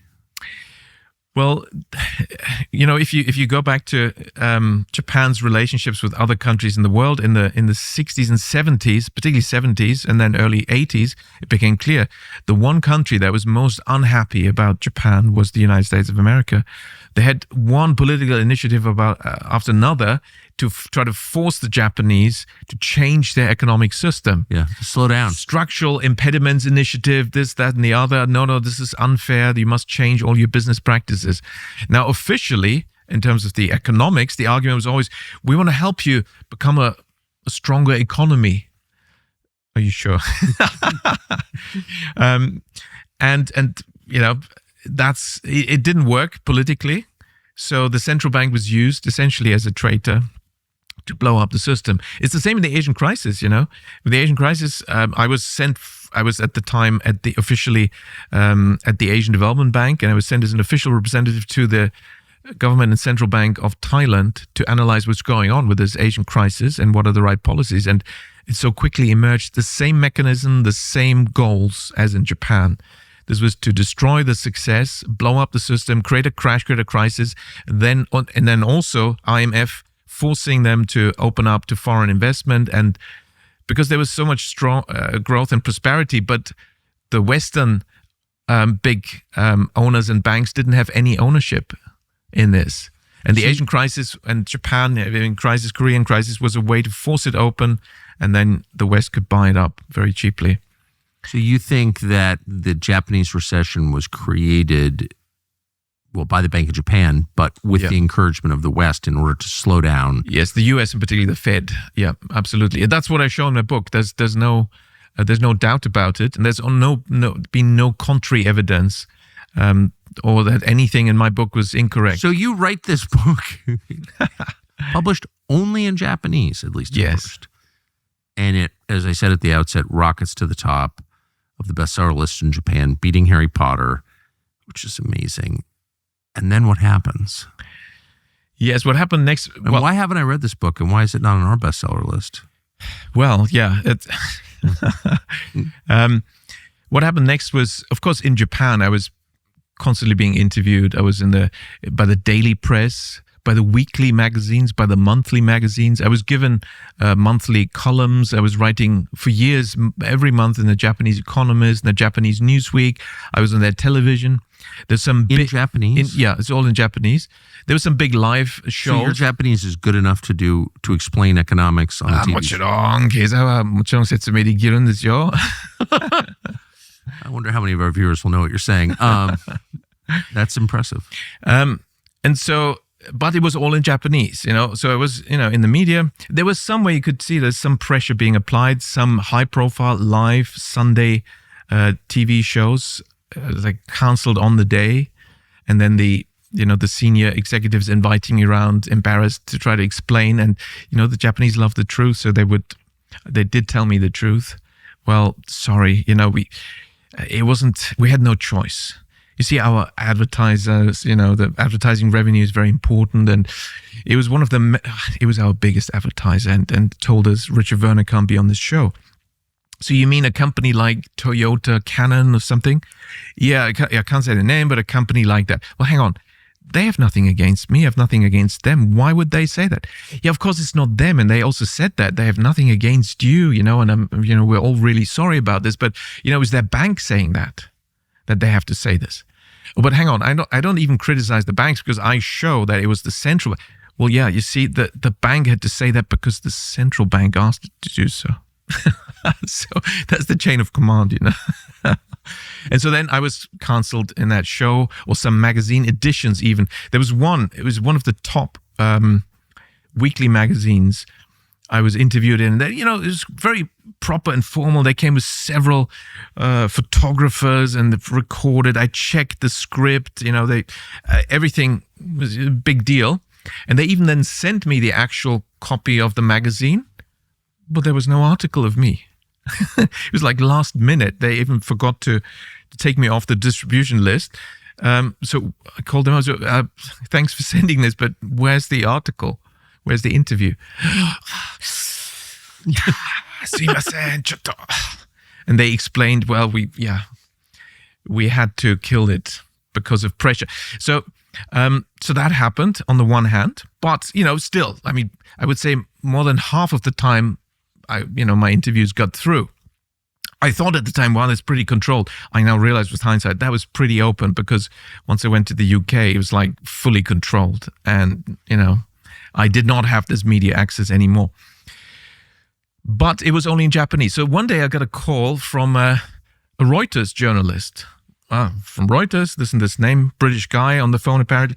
And And he mentions my book. Oh, so I thought, oh, that's impressive because it's all in Japanese. And usually, the foreign journalists, they don't speak Japanese. So I was quite curious. And I expected, he wants to interview me on the book. And then he said, oh, no, it's, no, sorry. It's about your book, but it's a personal matter. Really? Personal matter? Yes, I'm calling. It's a private matter. I want you to help my wife. Right. Well, I'm confused. Can you explain? Well, you see, her job is to translate your book. Well, hang on. This book has been translated. It's a great translation. I helped with it. The publisher, we sat together. We were really word-smithing every sentence to make sure it's got the right nuance. I wrote it in English, yes, but it's a very good translation. What do you mean? Her job is to translate my book. Yes, her job is to translate it back into English. She's given a very tight deadline.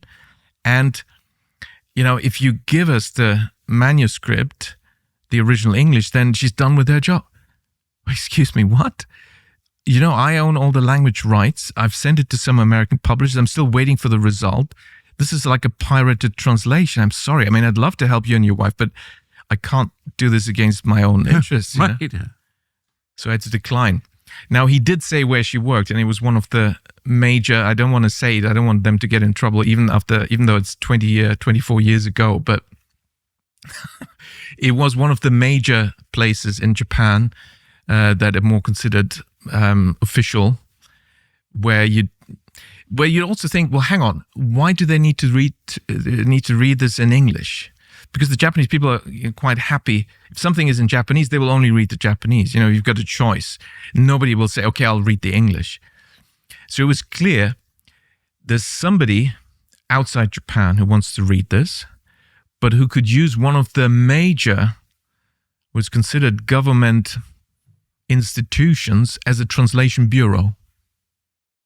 Well, the puzzle was solved a few months later when somebody came to visit me from America, from Washington, head of one of the think tanks, an economist. I had met him before. He knows me. He's doing Japan. A lot of people came through to see me on Japan and asked me on my analysis.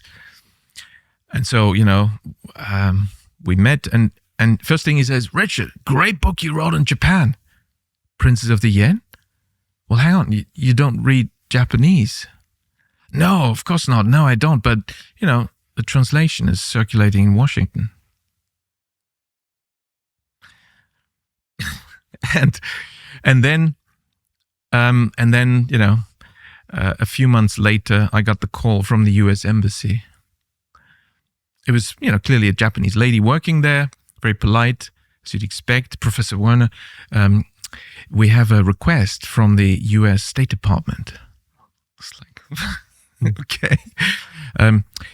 There's a senior person from the State Department who wants to arrange a meeting with you. Well, I guess that's in Washington. I have no plans to go to Washington at the moment. Sorry. No, he's coming to Tokyo to see you. So I thought, okay, let's meet in a public place as opposed to a dark alley. And sure enough, when we met, the main message was, the CIA is watching you. That was the message. That was the main message. It's like there's no quizzing or trying to manipulate me or get me out. It's just the CIA is watching now what you're doing. They weren't trying to learn from you. They were trying to tell you something. No. Actually, somebody suggested when I told them the story that also was my opportunity to ask for something. Like, be president of one of the Federal Reserve banks in the US as part of the deal to stop talking about credit creation. Actually, it reminds me, I need to finish another story I started. I told you about Keynes moving away from the truth. I just want to pause and savor this for a moment. So you publish this book in Japan, in Japanese, explaining the Japanese recession, and within a few months you get a visit from the CIA. Yeah.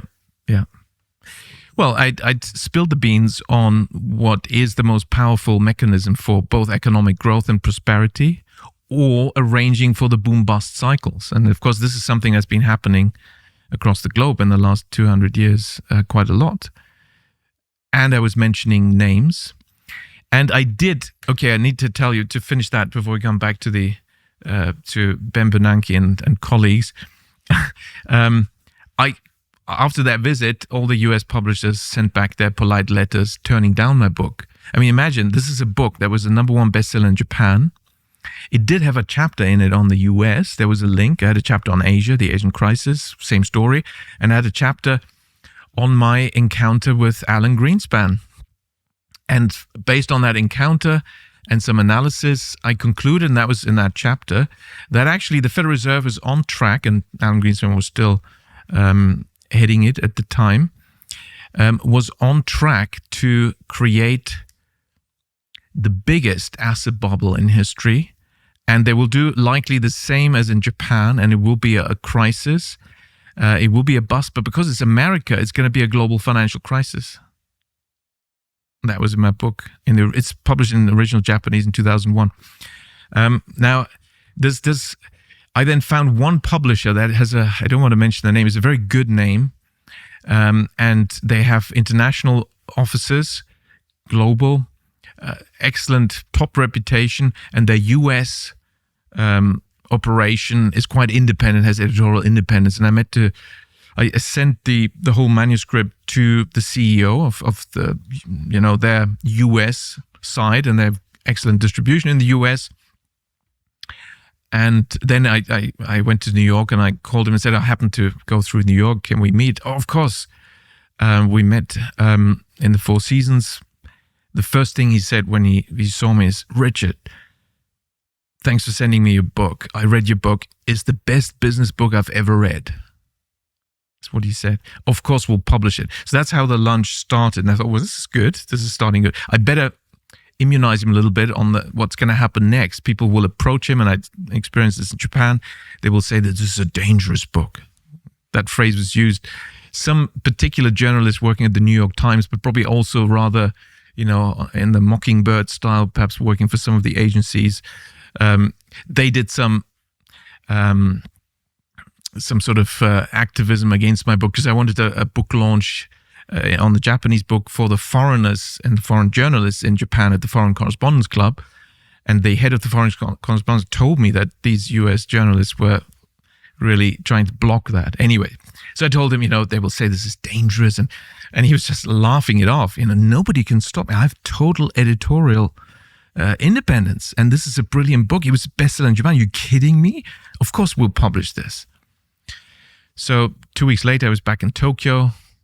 Email from this guy.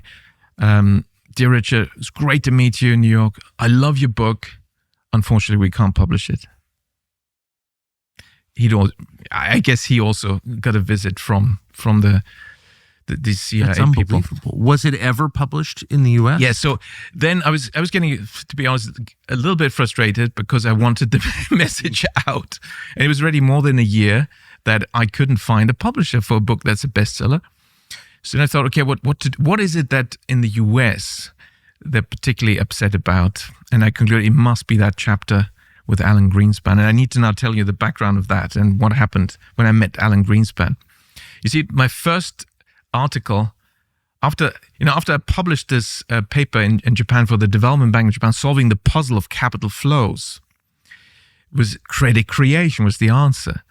And it's still the only paper to explain Japanese capital flows. With credit creation for asset purchases explains capital flows and also this huge outflow and the collapse. It's published then, it takes years with these academic journals, published in 1994. Land prices in the Japanese asset bubble and capital flows. And so that I'd sent to the Economist at the time because I'd taken the next step because I realized this is so powerful. I can explain capital flows, but I realized with this I can explain almost everything. I can explain Japanese GDP growth, and that worked. I can explain, the ups and downs of the business cycle. I'm now expecting a credit crunch and a banking crisis. So, because I linked it into a macro model. There is one very simple macro model that links money and the economy, which is quite famous throughout modern economics in the last 300-400 years, actually, the so-called quantity equation, MV equals PY. PY is prices times For some reason, they used Y for real GDP, real income, because the I had been used for investment by Keynes already. Then they used Y for income, real income, times prices is nominal GDP. So really, we're saying money, M, times a constant velocity equals nominal GDP. That's what it says. So there's a direct link between money supply and GDP. But the relationship broke down because velocity wasn't constant and it was all over the place. And that's when monetarism failed in the 80s and people thought it's not working. But what I realized was that that equation is wrong. It's a special case. And because it's basically wrong on two counts. Number one is it assumes that all money creation is used for GDP transactions. But what about credit creation, money creation used for asset purchases? Yeah. It's just, which, of course, since the 80s has ballooned. And that explains the velocity decline, you see. That explains it. So I realized we have to have two equations. One is the money going into GDP, the real economy, and money going into asset markets. And I did that, and it worked. Well, how could I do that? Milton Friedman himself, at one stage said, I wish we could divide money into its use. Well, we can, if we understand the money creation process, which is credit creation. The credit data you can disaggregate. Credit for the real economy, credit for asset purchase. And that's what I did. So I call it the quantity theory of disaggregated credit. It's really the general quantity theory because it turns out the ancient MV equals PY is a special case. I've got the general case, which is credit as money and divided into the two flows, money for the real economy, money for asset prices. Anyway, so that's what I did at the time. I sent this to The Economist. They wrote a brilliant write-up, a whole page on my work. This was the economics editor at the time. And because this is pre-internet, now anyone who wanted to read this, it was in the public domain. I presented this at various conferences, Economic Royal Society Economic Conference and an Asia Pacific Conference. Anyway, but people had to write to me. Who wrote to me? It was the Bank of England, Rothschilds, JP Morgan, and the Fed. Now they were like, there was a fax, there was a phone call at Oxford, where I was in the Institute of Economic Statistics, and it was like urgent. Everyone's saying, the Fed, the senior people from the Fed, they need the paper. We need it yesterday. So, okay, and I sent it to all of them. I never heard back from anyone, but they were all clearly curious about it because, in the write-up, the keywords credit creation were mentioned and, my whole approach was mentioned. And the author, who's a good economist, Clive Crook, he wrote, you will hear more about this. Or perhaps he expected it to spread faster. He perhaps underestimated the resistance against the truth spilling out.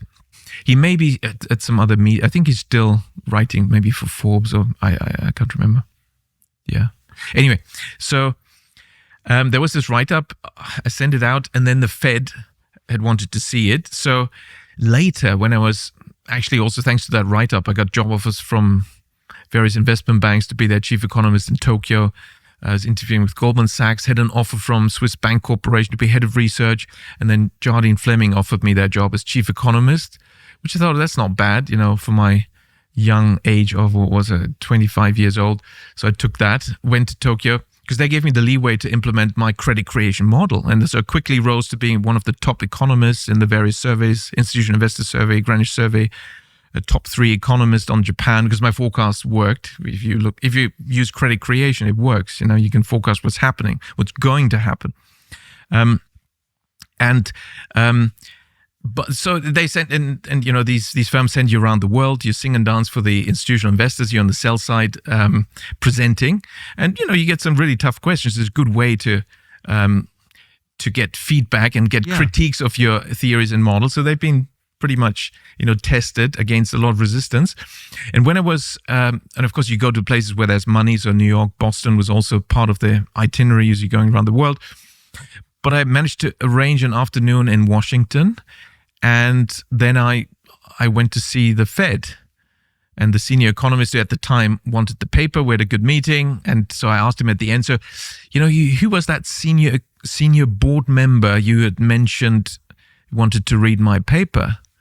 Oh, that was Alan, of course. Oh, okay, Alan Greenspan, great. So it made my day. And then another 2 years later, there was the annual biannual meeting of the IMF and the World Bank is outside Washington. It's somewhere in the world, and it happened to be in Hong Kong. And my investment bank, the Asian headquarters, was in Hong Kong. So they had a big dinner with all the big cheese people there. And I managed to get myself to come over from Tokyo. And there was Alan Greenspan, usually crowds around him. And you know, all the top guys, finance ministers, central bank governors, everyone there. And at one moment, crowds had receded. Okay, my chance. I'll go and talk to Alan Greenspan, introduce myself. And I had prepared this chat-up line, which I then immediately used. May I introduce myself? My name is Richard Werner. I believe you've read some of my research.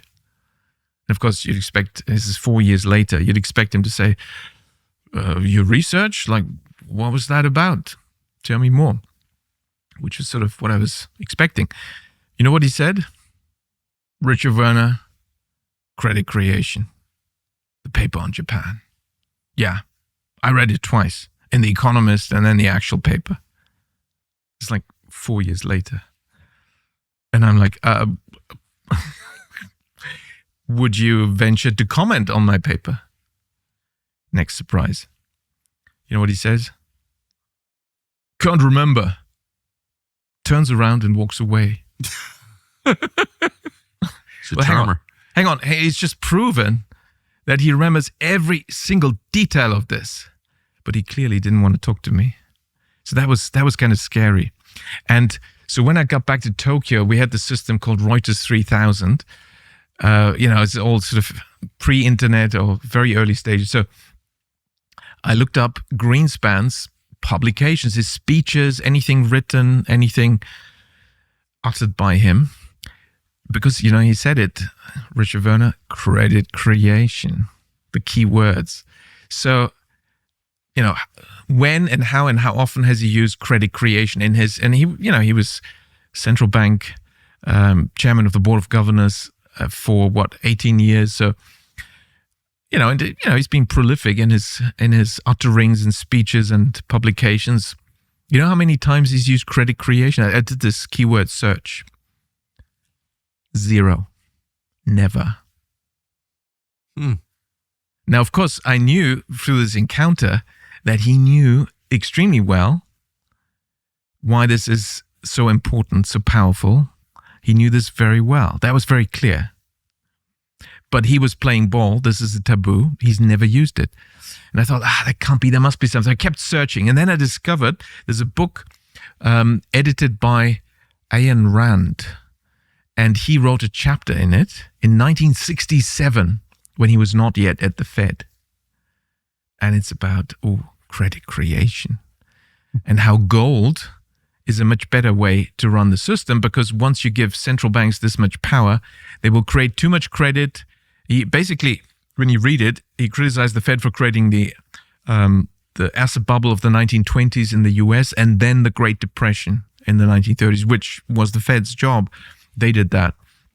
And it wasn't an accident. And of course, the Bank of Japan was doing the same thing in Japan. So I realized, wow, this is how it works. He then was offered a job at the Fed, but he was basically told never to talk about this again. And the same is true now back to Ben Bernanke. He started to work on credit when he wrote about the Great Depression. And, there's some papers, but he hadn't discovered the credit creation aspect, like banks create money out of nothing. He'd never written about that.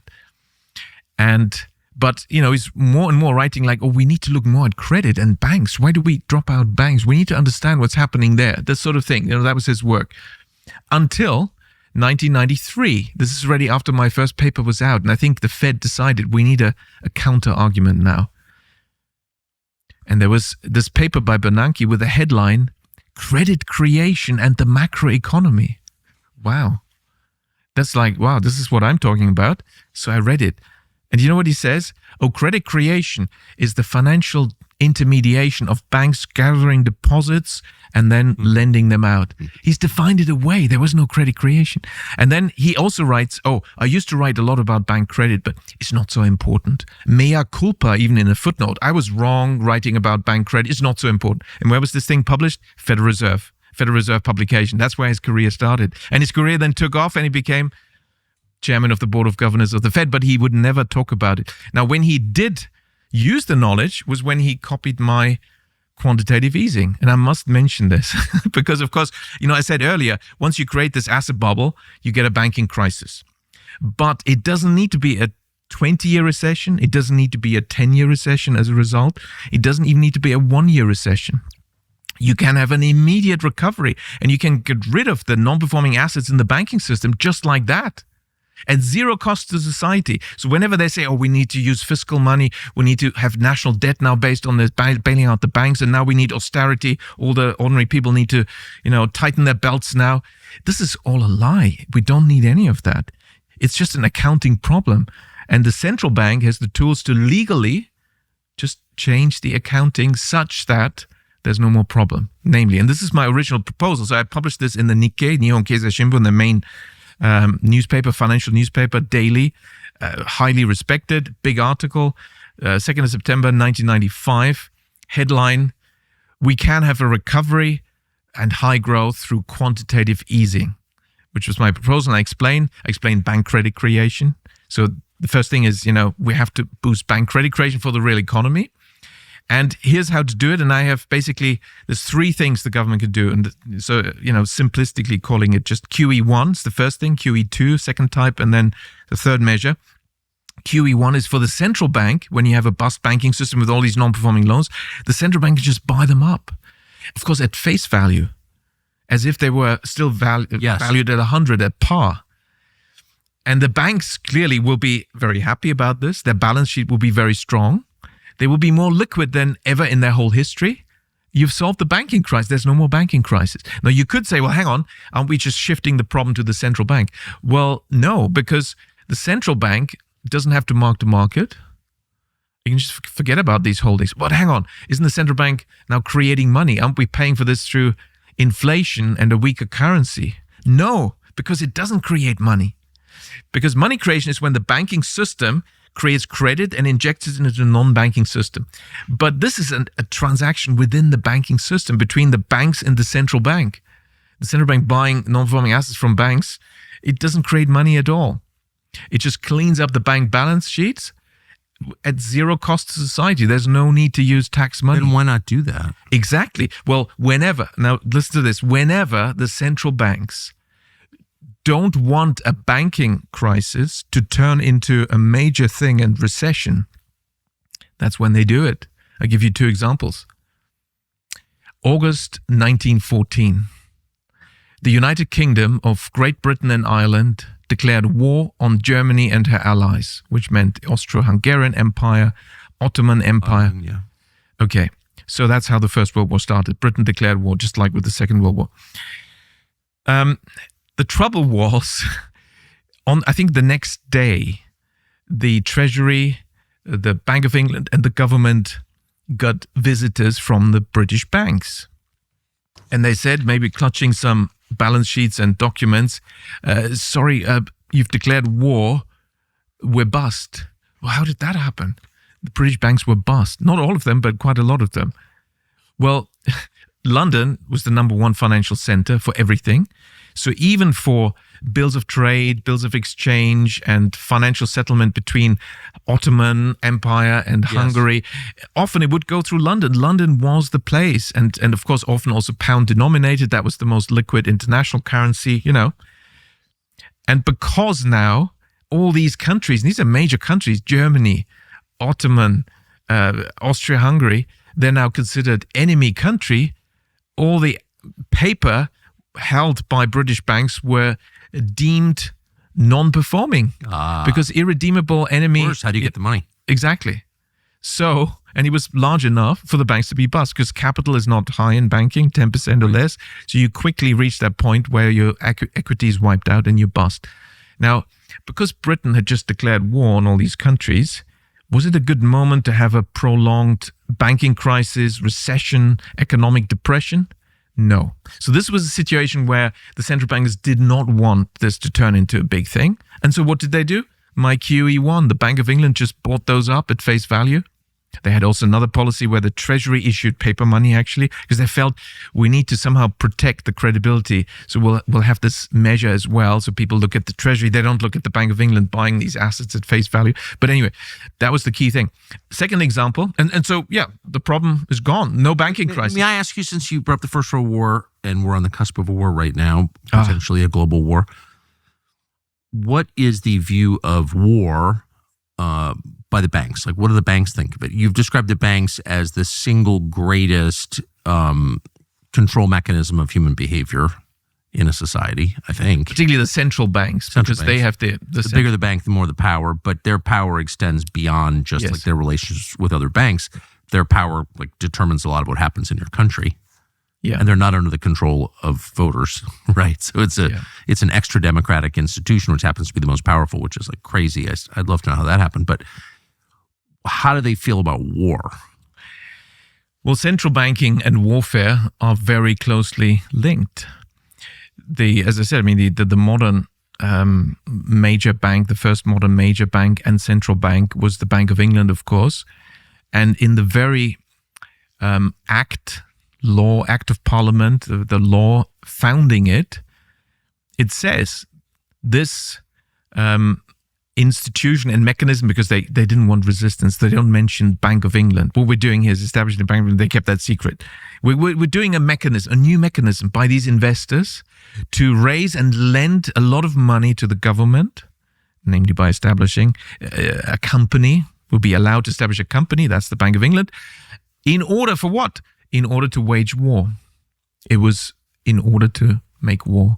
So they're closely linked. And of course, if you look at its founding document, it says that. In exactly the Act of Parliament establishing the Bank of England, it said the purpose is to make war.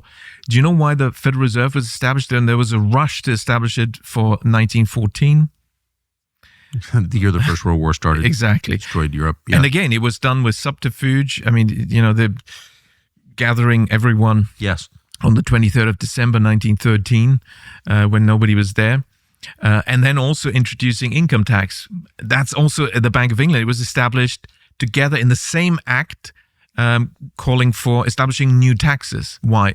Because when you have these central banks, privately owned central banks established, it's basically this trick where these entrepreneurs persuade the government, you don't want to issue money. Issuing money, we'll issue money for you. What?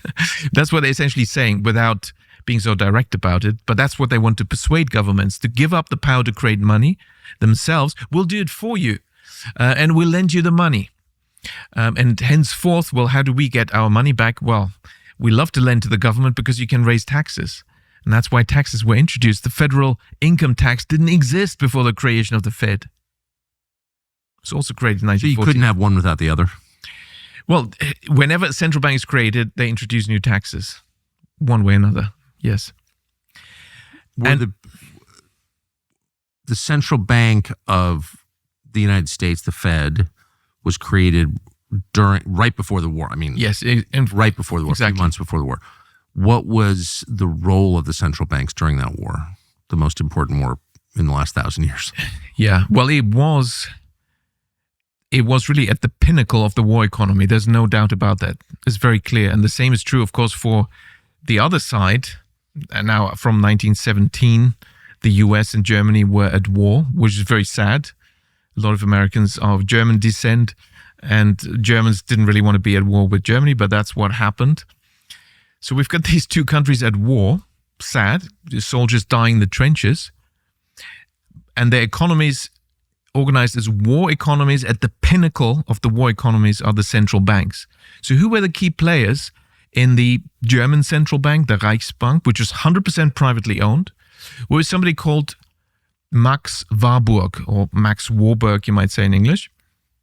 And who was at the pinnacle, in fact, was a founder of the Federal Reserve, and who was the key person there? It was somebody called Paul Warburg, his brother. But of course, the soldiers have to kill each other, and these two countries are at war. Wait. The head of the German central bank and the head of the American central bank were run by brothers during a war between the U.S. and Germany? Yes. Now, I have to qualify it. They weren't the formal governors, but they were the key people. Did anyone notice this?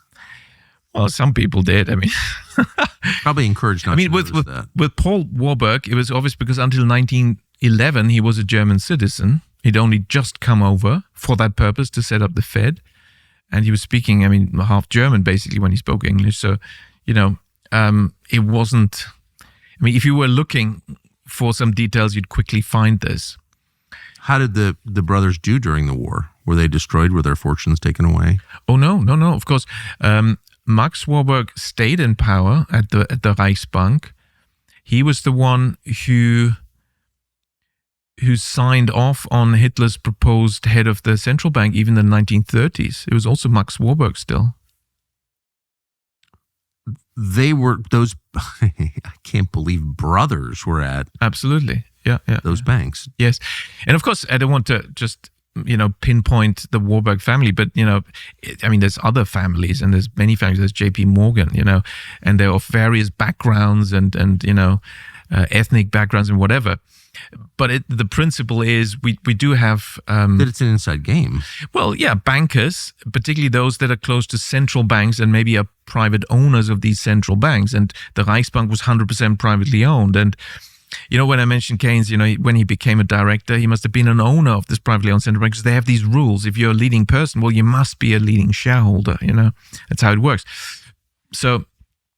Now, I just want to give you the other example of to prove this point that you don't need to have a crisis and a recession even when the banks are bust. Because the second key example is 1945, Japan.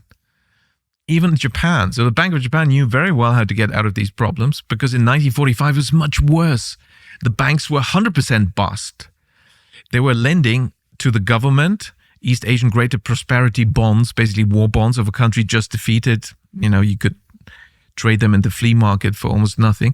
And secondly, forced munition loans to, the military industry, most of which was also bankrupt or was not even in Japan any longer because the country of Japan shrank a lot, right, after 45. The whole of Manchuria, no longer under Japanese influence.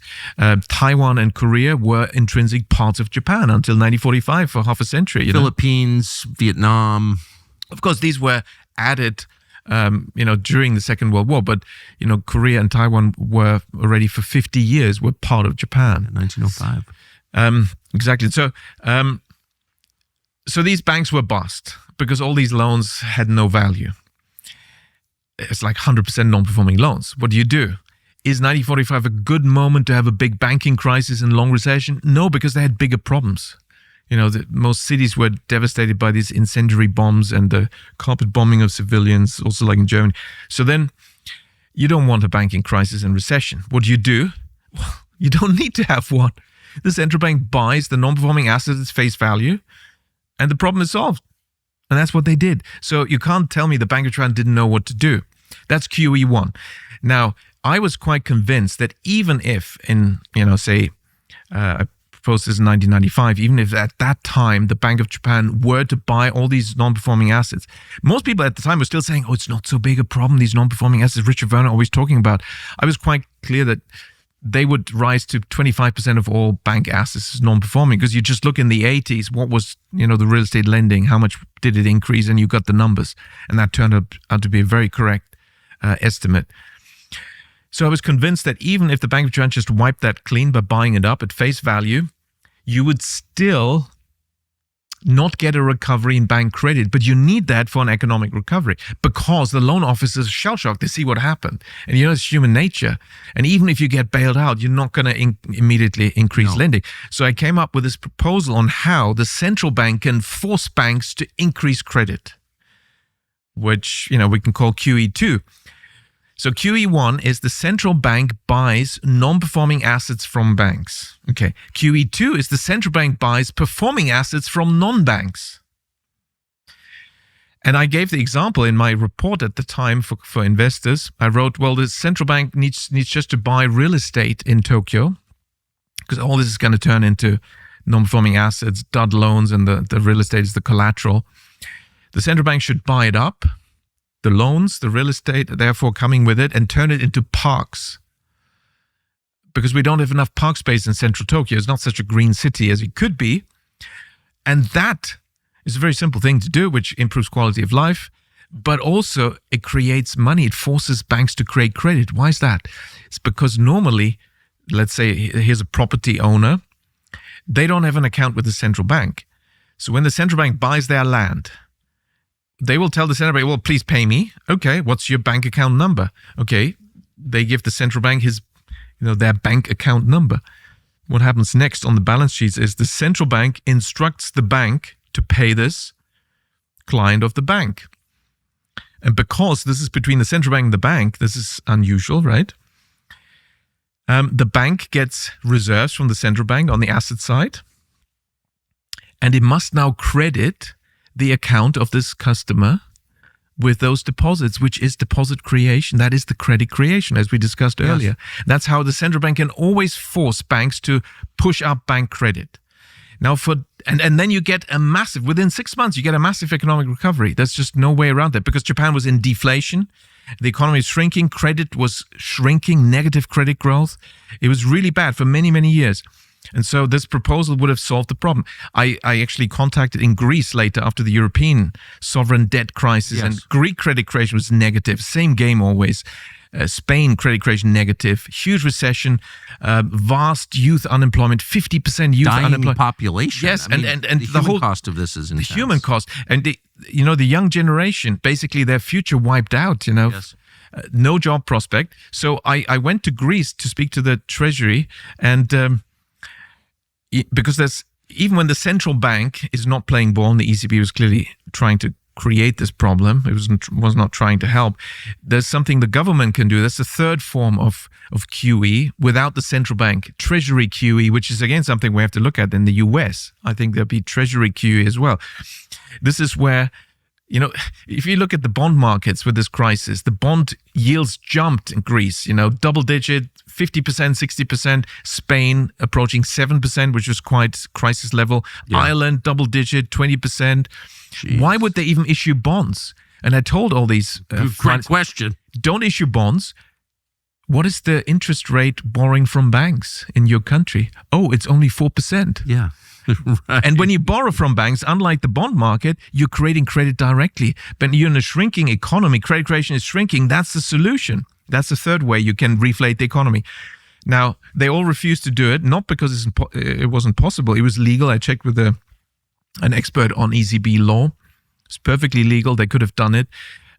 That's where the political power comes in. They were essentially scared into not trying these policies. The Bank of Japan for years said, oh no, we can't do this QE1, QE2. We can't do it. It's like, no. Well, came 2020, March 2020, they all suddenly could do it. And that's the next surprise. So what happened actually in March 2020 was the Federal Reserve implemented QE2. And I should also add, in 2008, so actually Bernanke, he implemented my QE1. He made actually a speech at that time in January 2009 saying, well, I'm not doing what the Bank of Japan had done, because they used my expression QE, but they were faking it. They were just buying performing assets from banks, which doesn't really do anything. You have to buy non-performing assets from banks or performing assets from non-banks. That works. Exactly. But the Bank of Japan didn't do that, but Bernanke did in 2008. That's why the US recovered first from the global financial crisis, even though it started in the US. It's because he borrowed my proposal of purchasing the non-performing assets from banks. Yeah, he didn't credit me when he gave. Country is a bank bailout. Yeah, yes, but who pays for it? You see, it shouldn't be the taxpayer. It should be those who messed up. That's the Federal Reserve, so they should pay for it, and they did.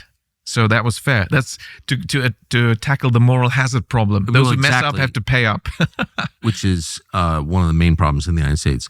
So the last area I want to get, we could go on forever. This is like you've totally overturned my primitive understanding of economics. Thank you. You're most welcome. Given your record of prescience in assessing where economies are going, you look at the United States, what's your 10-year projection for the U.S.? Well, it depends on so many factors. Actually, before we come to that, can I just tie together some loose ends we have? They'll be very, very brief. So on Greenspan, the reason why I talked about Bernanke and Greenspan was because we were saying Princes of the Yen, the publisher's turning down the book. It wasn't published in English. And you see, I concluded at the time, how did I get this published by a good US publisher? It's probably that chapter where I write about Alan Greenspan, My Encounter, but credit creation. He said the words. So he knows credit creation, his chapter. And I concluded he's doing the same thing as the Bank of Japan. That's why he doesn't talk about it. It's secret. So it's going to be a global financial crisis. That was my prediction. It's probably that chapter. So I took it out. It's the last chapter. Send it to the next publisher, an academic publisher that they also had some books on Asia. I thought they could be interested. They immediately accepted it. And it was published without that chapter. Later, that publisher was bought up by a British publisher. I wrote to them, the new owner, I want my copyright back. Oh yeah, of course. They thought it's just some academic book. Okay, fine. I got it back. So I've now republished it with quantumpublishers.com, including the long lost last chapter. So it's back in there and one can get it. That was on that one. On Deng Xiaoping. So once he found out the secret, the elixir of high economic growth, he went back to China. And what did he do? He founded thousands of banks, small banks, local banks, regional banks, provincial banks, village banks, savings banks. Thousands. There's almost as many now in China as in America, almost 5,000 banks. And economic growth took off. And of course, their job was to lend to small firms. And the logic is very clear. If you compare the Soviet system that he had previously with one bank, that's maybe, let's say there's 5 people at the board making the decision how much money to create and who to give it to. Well, the Japanese must have laughed at that and told him, look, why don't you have 5,000 banks, which is what we have now, almost in China, 5,000 banks with 35 branches each, with 30 loan officers each branch, lending to small firms, checking millions literally of loan applicants, checking them, kicking the tires. Does it make sense? Can this be repaid? You know, then you have more than 5 million decision makers if you do the calculation. These loan officers is more than 5 million deciding how to create and allocate this money and who to give it to. And it will be used for productive purposes, business investment. So which system is better? Those 5 guys at the central bank trying to do this for 600 million people, or the 5 million loan officers? And of course, I think Deng Xiaoping was smart enough to realize, okay, it's a no-brainer. We'll have these banks. And economic growth took off. China delivered double-digit economic growth for 4 decades. You know, when you have 15% growth, then every 4.5 years, you double national income. And that tells you we can all have prosperity. All we need is for bank credit creation to be mainly used for productive business investment, and can be done and has been done. All the high growth economies have shown it. We can have it in the US. We can have it in any European country. We can have it in any developing country. A lot of our credit creation has gone to asset purchases. Exactly. And boy, does it show. Exactly. Whether it's counted as inflation or not, it is inflationary. I mean, things are more expensive. Well, asset inflation, and then derivative from that, you get all sorts of other prices going up. So, given that, like, where does the U.S. stand right now? Exactly. So, exactly. And it's good to contrast this to what is possible, because the fact is every country in the world can have high, sustainable, equitable economic growth without crisis and without inflation. And wouldn't any politician want to deliver that? You'd think. But And I think they would actually like to deliver it, but they realize the steps to achieve that are just not allowed. And they quickly reach the limits of their power, and they get whispered in the ear. Which steps are not allowed and why? Well, to create many small banks. You know, our research on the US shows that even the small banks, as they merge, as they do naturally, as they do under central bank pressure to merge, and the number of banks goes down as it has in the US. Dramatically. Yeah. Thousands have disappeared already. But even the small bank, and so then banks stop lending to the smallest firms. As they get bigger, they lend only to the bigger firms, and you already get less economic growth. And secondly, even the smallest banks, as they merge, you know, they reduce their lending to the smallest companies. So we constantly need to create new banks, actually, just to stay at the same level of having money going to the small firms. And the small firms are the productive job creators. You know, give $500,000 to a large firm is not going to create jobs. No. Give it to a small firm, there'll be 3-4 new jobs, you know. Exactly. And that's what people need to understand. So we need a decentralized banking system, but that also gives power purchasing power and prosperity to the middle class, to local communities. And that's what the central planners don't like. No. And so it is actually a war against the middle class that's happening. Because it means autonomy. I mean, a country with a strong middle class is an independent-minded country because you've got self-reliant people in it. Exactly. A country that's rich and poor, very easy to control. That's the Latin American model. Exactly. And sadly, that seems to be where we're heading. So with this background, back to your question, if you look at, long-term historical charts, it's very sad how economic growth has been declining in the post-war era in the US, most European countries. Now we're being told, that's because of demography and, aging societies. Climate change. And exactly, climate change and the need, in fact, to lower growth because of the limits of growth. I quickly want to address that point because, there are many people out there who seriously, they have good intentions and they think, well, hang on, Richard's talking about trying to have higher growth, but isn't that a bad thing? Isn't growth bad? Aren't we destroying the environment? Well, hang on. I am all for protecting environment. I love nature. I think you love nature. And we want to protect the environment. Yes, but economic growth is not the problem. Absolutely not. It's not the enemy of the environment, of nature. No. And the quickest way to explain why is to actually to analyze what is economic growth. Well, ask a physicist who studies physics, what is economic growth? And they'll say, well, I don't know. In physics, there is no growth. What are you talking about? You see, it's nothing tangible, and therefore there is no limit to economic growth. In physics, there's no growth. You can only transform energy from one state to another. Matter is neither created nor destroyed. Exactly. So what is this economic? Well, it's economic growth. And where does it come from? Well, it's a statistical illusion created by statisticians. Now, I looked into the history of this. Sure enough, you hit on the same, you find the same answers. So when did this start? The way we calculate national income and GDP, it used to be GNP, so GNP and national income. What's the history of that? Where did it start? It started just before the creation of the Bank of England. Why? Because the bankers were going to lend to England and they wanted to figure out what is the ability to pay of these people in England. We need some statisticians to measure this. And that's what national income accounting was created for. And that also, yes, exactly. To assess the creditworthiness of the borrowers? It's the ability to service national debt. Wow. And that explains the other puzzle. And actually, again, tying together loose end here. I told you that when we talked about how the interest theory is the main propaganda, lower rates lead to higher growth, higher rates lead to lower growth. Well, and I told you there's 0 studies showing that. There's no empirical evidence whatsoever for that. And so I did the first empirical study on that. It's published, again, open access. You can look it up. It's called Reconsidering Monetary Policy, and then something interest rates and growth. And we know what we found. It's together with a very good statistician from Korea. And it's state-of-the-art econometrics. So you've got to do this properly and it took years to get this published because everyone hated this. Because what we found is that the relationship between interest rates and economic growth is the opposite of what they tell us. In 2 dimensions, it's the opposite. The correlation is supposed to be inverse negative. Yes, of course. Low rates, high growth. And no one questions that.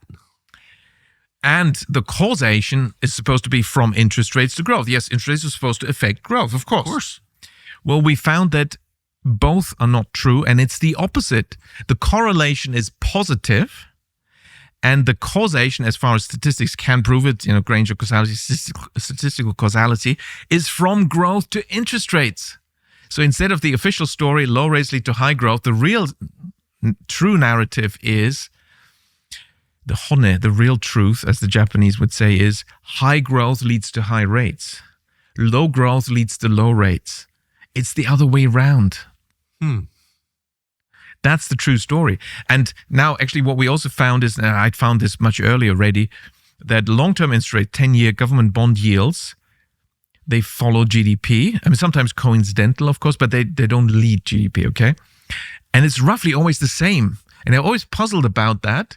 Why is, 10-year government bond yields usually similar to nominal GDP growth, which of course was therefore also why I was forecasting when I was forecasting inflation for 21-22, a huge bond market crash because rates will have to come up with such high nominal GDP growth due to inflation. But why is it that bond yields usually very nicely track, in the US, very nicely track GDP growth? Why? And you see, it's the same answer. It's because what is GDP? It was created by the bankers to gauge the ability to service national debt. So think in those terms. Now you've created GDP to figure out how much can they pay. Yeah. Then what is the interest rate you're going to charge? Well, you want to charge the maximum without blowing up the system. What is that? Well, it is the same as the economic growth rate, because that is the income generation. Right. If you charge too much, it becomes a debt trap. Exactly. Your debt spirals out of control, and I'll mention that in a moment. And if you charge too little, that means below growth, you're leaving money on the table, which they don't want to do. So that explains it, you see. So to address the debt trap for a second. Well, when interest rates are higher than the economic growth rate, which is your, economic growth, national income growth is the ability to service and repay the debt. But if the debt rises faster, then you can never get out of it. Right. And it compounds. It will spiral out of. That's what they did to developing countries. That's the IMF, World Bank system to exploit developing countries. Because what the IMF and World Bank have done over the last 80 years is tell them, based on this economics, which is true and very scientific, axiomatic, deductive, made up equilibrium stuff. There's no equilibrium. That's heresy, by the way, to suggest there's no equilibrium, but it's just ordinary. You need a food taster. And so they're told, well, you need to deregulate, liberalize, privatize. You want growth? Well, you need savings. Sorry. Oh, you don't have enough savings? Well, you need to borrow foreign savings. The World Bank is willing to lend you some. The IMF will lend you some. They're claiming that the loans they're delivering from the West are the product of Western savings. Yes. Exactly. And so there's a moral cast to all of this. You certainly see it here. Just blaming fat working class people at Walmart for all of America's problems. Yeah. I mean, there is a sense in which they turn the culpability, the moral responsibility onto the victims of the scam. Yeah. It's your fault. Exactly. And so these countries have been encouraged to borrow from abroad when it's a scam, because who are the foreign lenders getting the money from? They created out of nothing. The foreign banks created out of nothing, which is something. But the argument is we virtuous people have just saved a lot of money. Well, we know the savings rate is pretty low in the US, if not negative. So, but yes, that's the argument they use. So it's a trick, because developing countries can have their own banking system based on many small local banks. They will have growth and prosperity, and you don't need foreign money, because actually foreign money never enters the borrowing country. So it's always a trick. It's one of the rules of banking. Let's say there's a developing country, let's say South Africa, and they're told, oh, we need money. We don't have enough savings. We need the savings from abroad. Okay, we'll take a loan from Barclays in London for £500 million. Okay, they tell us that's what we need. Okay, well, where does Barclays get this £500 million worth of money from? It creates it out of nothing. Credit creation through the banks. Now the South African Finance Ministry says, well, actually, we want to use this money in South Africa. So Barclays, send over the money. Oh, you mean you want South African rand? Yeah, sure. Well, we can arrange for that. There'll be some costs, and FX and whatever fees, but we're happy to do it. So what happens next is Barclays calls around South African banks. One of them may be a subsidiary of Barclays. It doesn't matter, but South African authorized licensed South African banks, you see. Why? Because they're the ones that have their accounts in South African rand. Barclays can't create South African rand. And they will ask for a quote. We want to sell pound and buy South African rand. What happens next? The South African bank will create that money out of nothing, which is something South African banks could have done without the round trip abroad, which indebts the country. And usually you debt for equity swap, or you can't pay your debt. Well, we own you now. We own your assets. That's exactly right. And that's been the trick. So it's been a terrible system to keep growth low, prevent countries from developing, and even in industrialized countries, we're also victims here. It's not as if, the rich countries are exploiting the poor. That's not exactly true, because we're also being exploited in the rich countries, and the middle class is being exploited and is being drained of wealth. We could have prosperity and abundance. This is what people need to realize. Everywhere in the world, we can have peace and abundance, but we must address the financial system, the banking system. And the best system is when you decentralize the power. As Lord Acton said a long time ago in Britain, power corrupts, and absolute power corrupts absolutely. When you are this powerful central planner, central banker, power creates temptations, and human nature tells us, and history tells us, most people can't handle these temptations. No, and that's when you get the abuse. And in the end, it's all about maximizing that power for the central forces. And of course, so what we need to do is create many small local banks, also in the US, in every country in the world. We should create state banks, state sovereign banks, as they have in North Dakota, because there's only one state-owned sovereign bank in the United States, in North Dakota, as a result, because that basically protects the local chartered banks. They're not so dependent on the Federal Reserve or on the FDIC, and therefore they can make sure that these banks stay in business and thrive, and therefore the economy and the small firms will thrive, and therefore job creation will thrive. We need more of that, particularly in this day and age where the central planners want to do the opposite. They don't want these many small banks. They want to force them to merge. And the biggest club they're wielding now to get rid of the small banks is actually the introduction of central bank digital currencies. And since you ask about the next 10 years ahead, we have to talk about it, because that's definitely top of their agenda, to introduce central bank digital currencies. Now, what is that? How does that fit in? Well, first of all, again, it's marketed in a very devious way. They're telling us, it's the digital aspect that's new. We used to have cash, paper, that's old-fashioned. Now we need digital central bank money. Well, hang on. We've been using digital money for many decades. Of course. And there's no problem, really. It works. Yeah, maybe some fees could be lower, but, for that we need more competition, not less competition. So what's the problem? What's actually new? We've been using BDC, bank digital currency, for half a century, almost, yeah. So that's not new. What is new about CBDC? Was the C, central. The centralization. It's about centralizing things. Central banks are about to break this old contract, this deal between the banks and the central bank. The deal was central banks are supposed to be specialized to stand behind the banks, back them up when needed, but not replace the banks. And that's also why we need now state-level sovereign banks, because they will stand behind the banks in their state. And the Federal Reserve has failed in standing behind banks and doesn't back banks. Even Silicon Valley Bank, they only injected liquidity after it was bust and changed ownership. Oh, that's kind of funny, isn't it? And the Fed Now system meant that more money left the Silicon Valley Bank in one day than ever before in history from any bank. Giving a blood transfusion to a corpse. Too late. Well, it was afterwards. So, CBDC is the central banks opening accounts for the general public at the central bank, which means that you just need to create the next banking crisis, and the central banks are very good at doing that.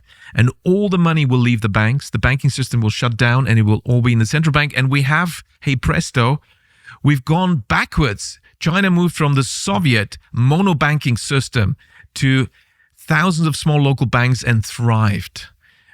Doubling national income every 4.5 years for 40 years, becoming the most powerful economic power, in such a short time, actually faster than Germany, America before in history, and lifting more people out of poverty than anywhere else before in history. But we are moving in the opposite direction. Our central planners in Europe, in Brussels and at the ECB, they are killing banks, and they want to now introduce CBDCs, which means they want to move to central planning. And the same, as any country in the US. At the moment, the Fed is saying, fortunately, no, we're not going to do this. But of course, they're studying it and they're preparing for it. So when the time is right, I'm sure they'll wheel it out, because central bankers, They're human. They're tempted by the temptations of power. They already have so much power. De facto, no accountability. I mean, when are central banks held to account for their actions? No, you can't audit them. You can't really know what they're doing. And they think just giving a speech in Parliament or some committee where being questioned, that's good enough. That's accountability. No. It's like you wanted to have 2% inflation. Now we have 10% inflation.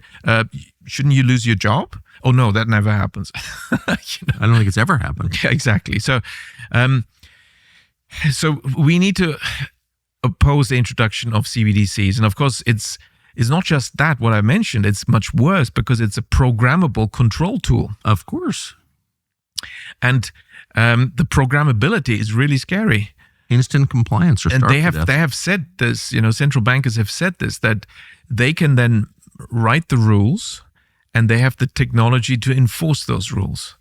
And that's what's going to happen with CBDC. So it's not really money, it's potential money. You have to apply, may I please use it to buy X, Y, Z? Oh, sorry, your carbon footprint has been used up, or whatever the excuse may be. You're outside the 15-minute city. Or you criticize the central banks. Or you've been a critic criticizing central banks. Very sinister. So final question. If people have made it this far into this remarkable interview and want to learn more about this topic, so much has been written about central banking, so little of it bears any resemblance to what you just said. I mean, you're thinking about it in a very different way. It sounds to me like a much more accurate way.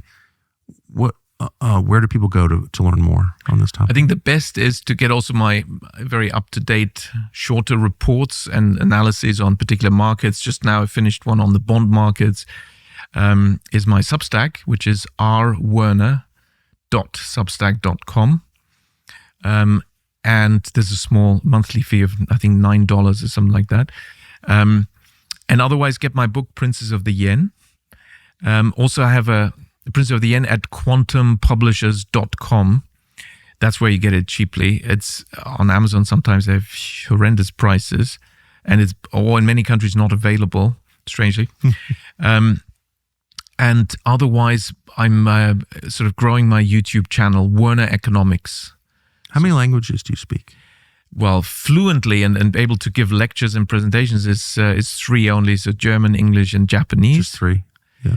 I can partly get by in French, and I did Latin in school, and my Chinese is very passive and only the writing from Japanese, the Chinese characters which you use in Japanese. But you can write in Japanese. Yes, yeah. Although it's time consuming, but yeah. Interesting. Well, I love those Chinese characters. There's lots of truth and information in there because they're like messages from 5,000 years ago, how people thought and how they lived. It's all in the Chinese characters. Professor, I can't thank you enough for this. I hope you'll come back. I'd love to. Thank you very much. Thanks for having me. Thank you very much. So it turns out that YouTube is suppressing this show. On one level, that's not surprising. That's what they do. But on another level, it's shocking. With everything that's going on in the world right now, all the change taking place in our economy and our politics, with the wars we're on the cusp of fighting right now, Google has decided you should have less information rather than more. And that is totally wrong. It's immoral. What can you do about it? Well, we could whine about it. That's a waste of time. We're not in charge of Google. Or we could find a way around it, a way that you could actually get information that is true, not intentionally deceptive. The way to do that on YouTube, we think, is to subscribe to our channel. Subscribe. Hit the little bell icon to be notified when we upload and share this video. That way you'll have a much higher chance of hearing actual news and information. So we hope that you'll do that.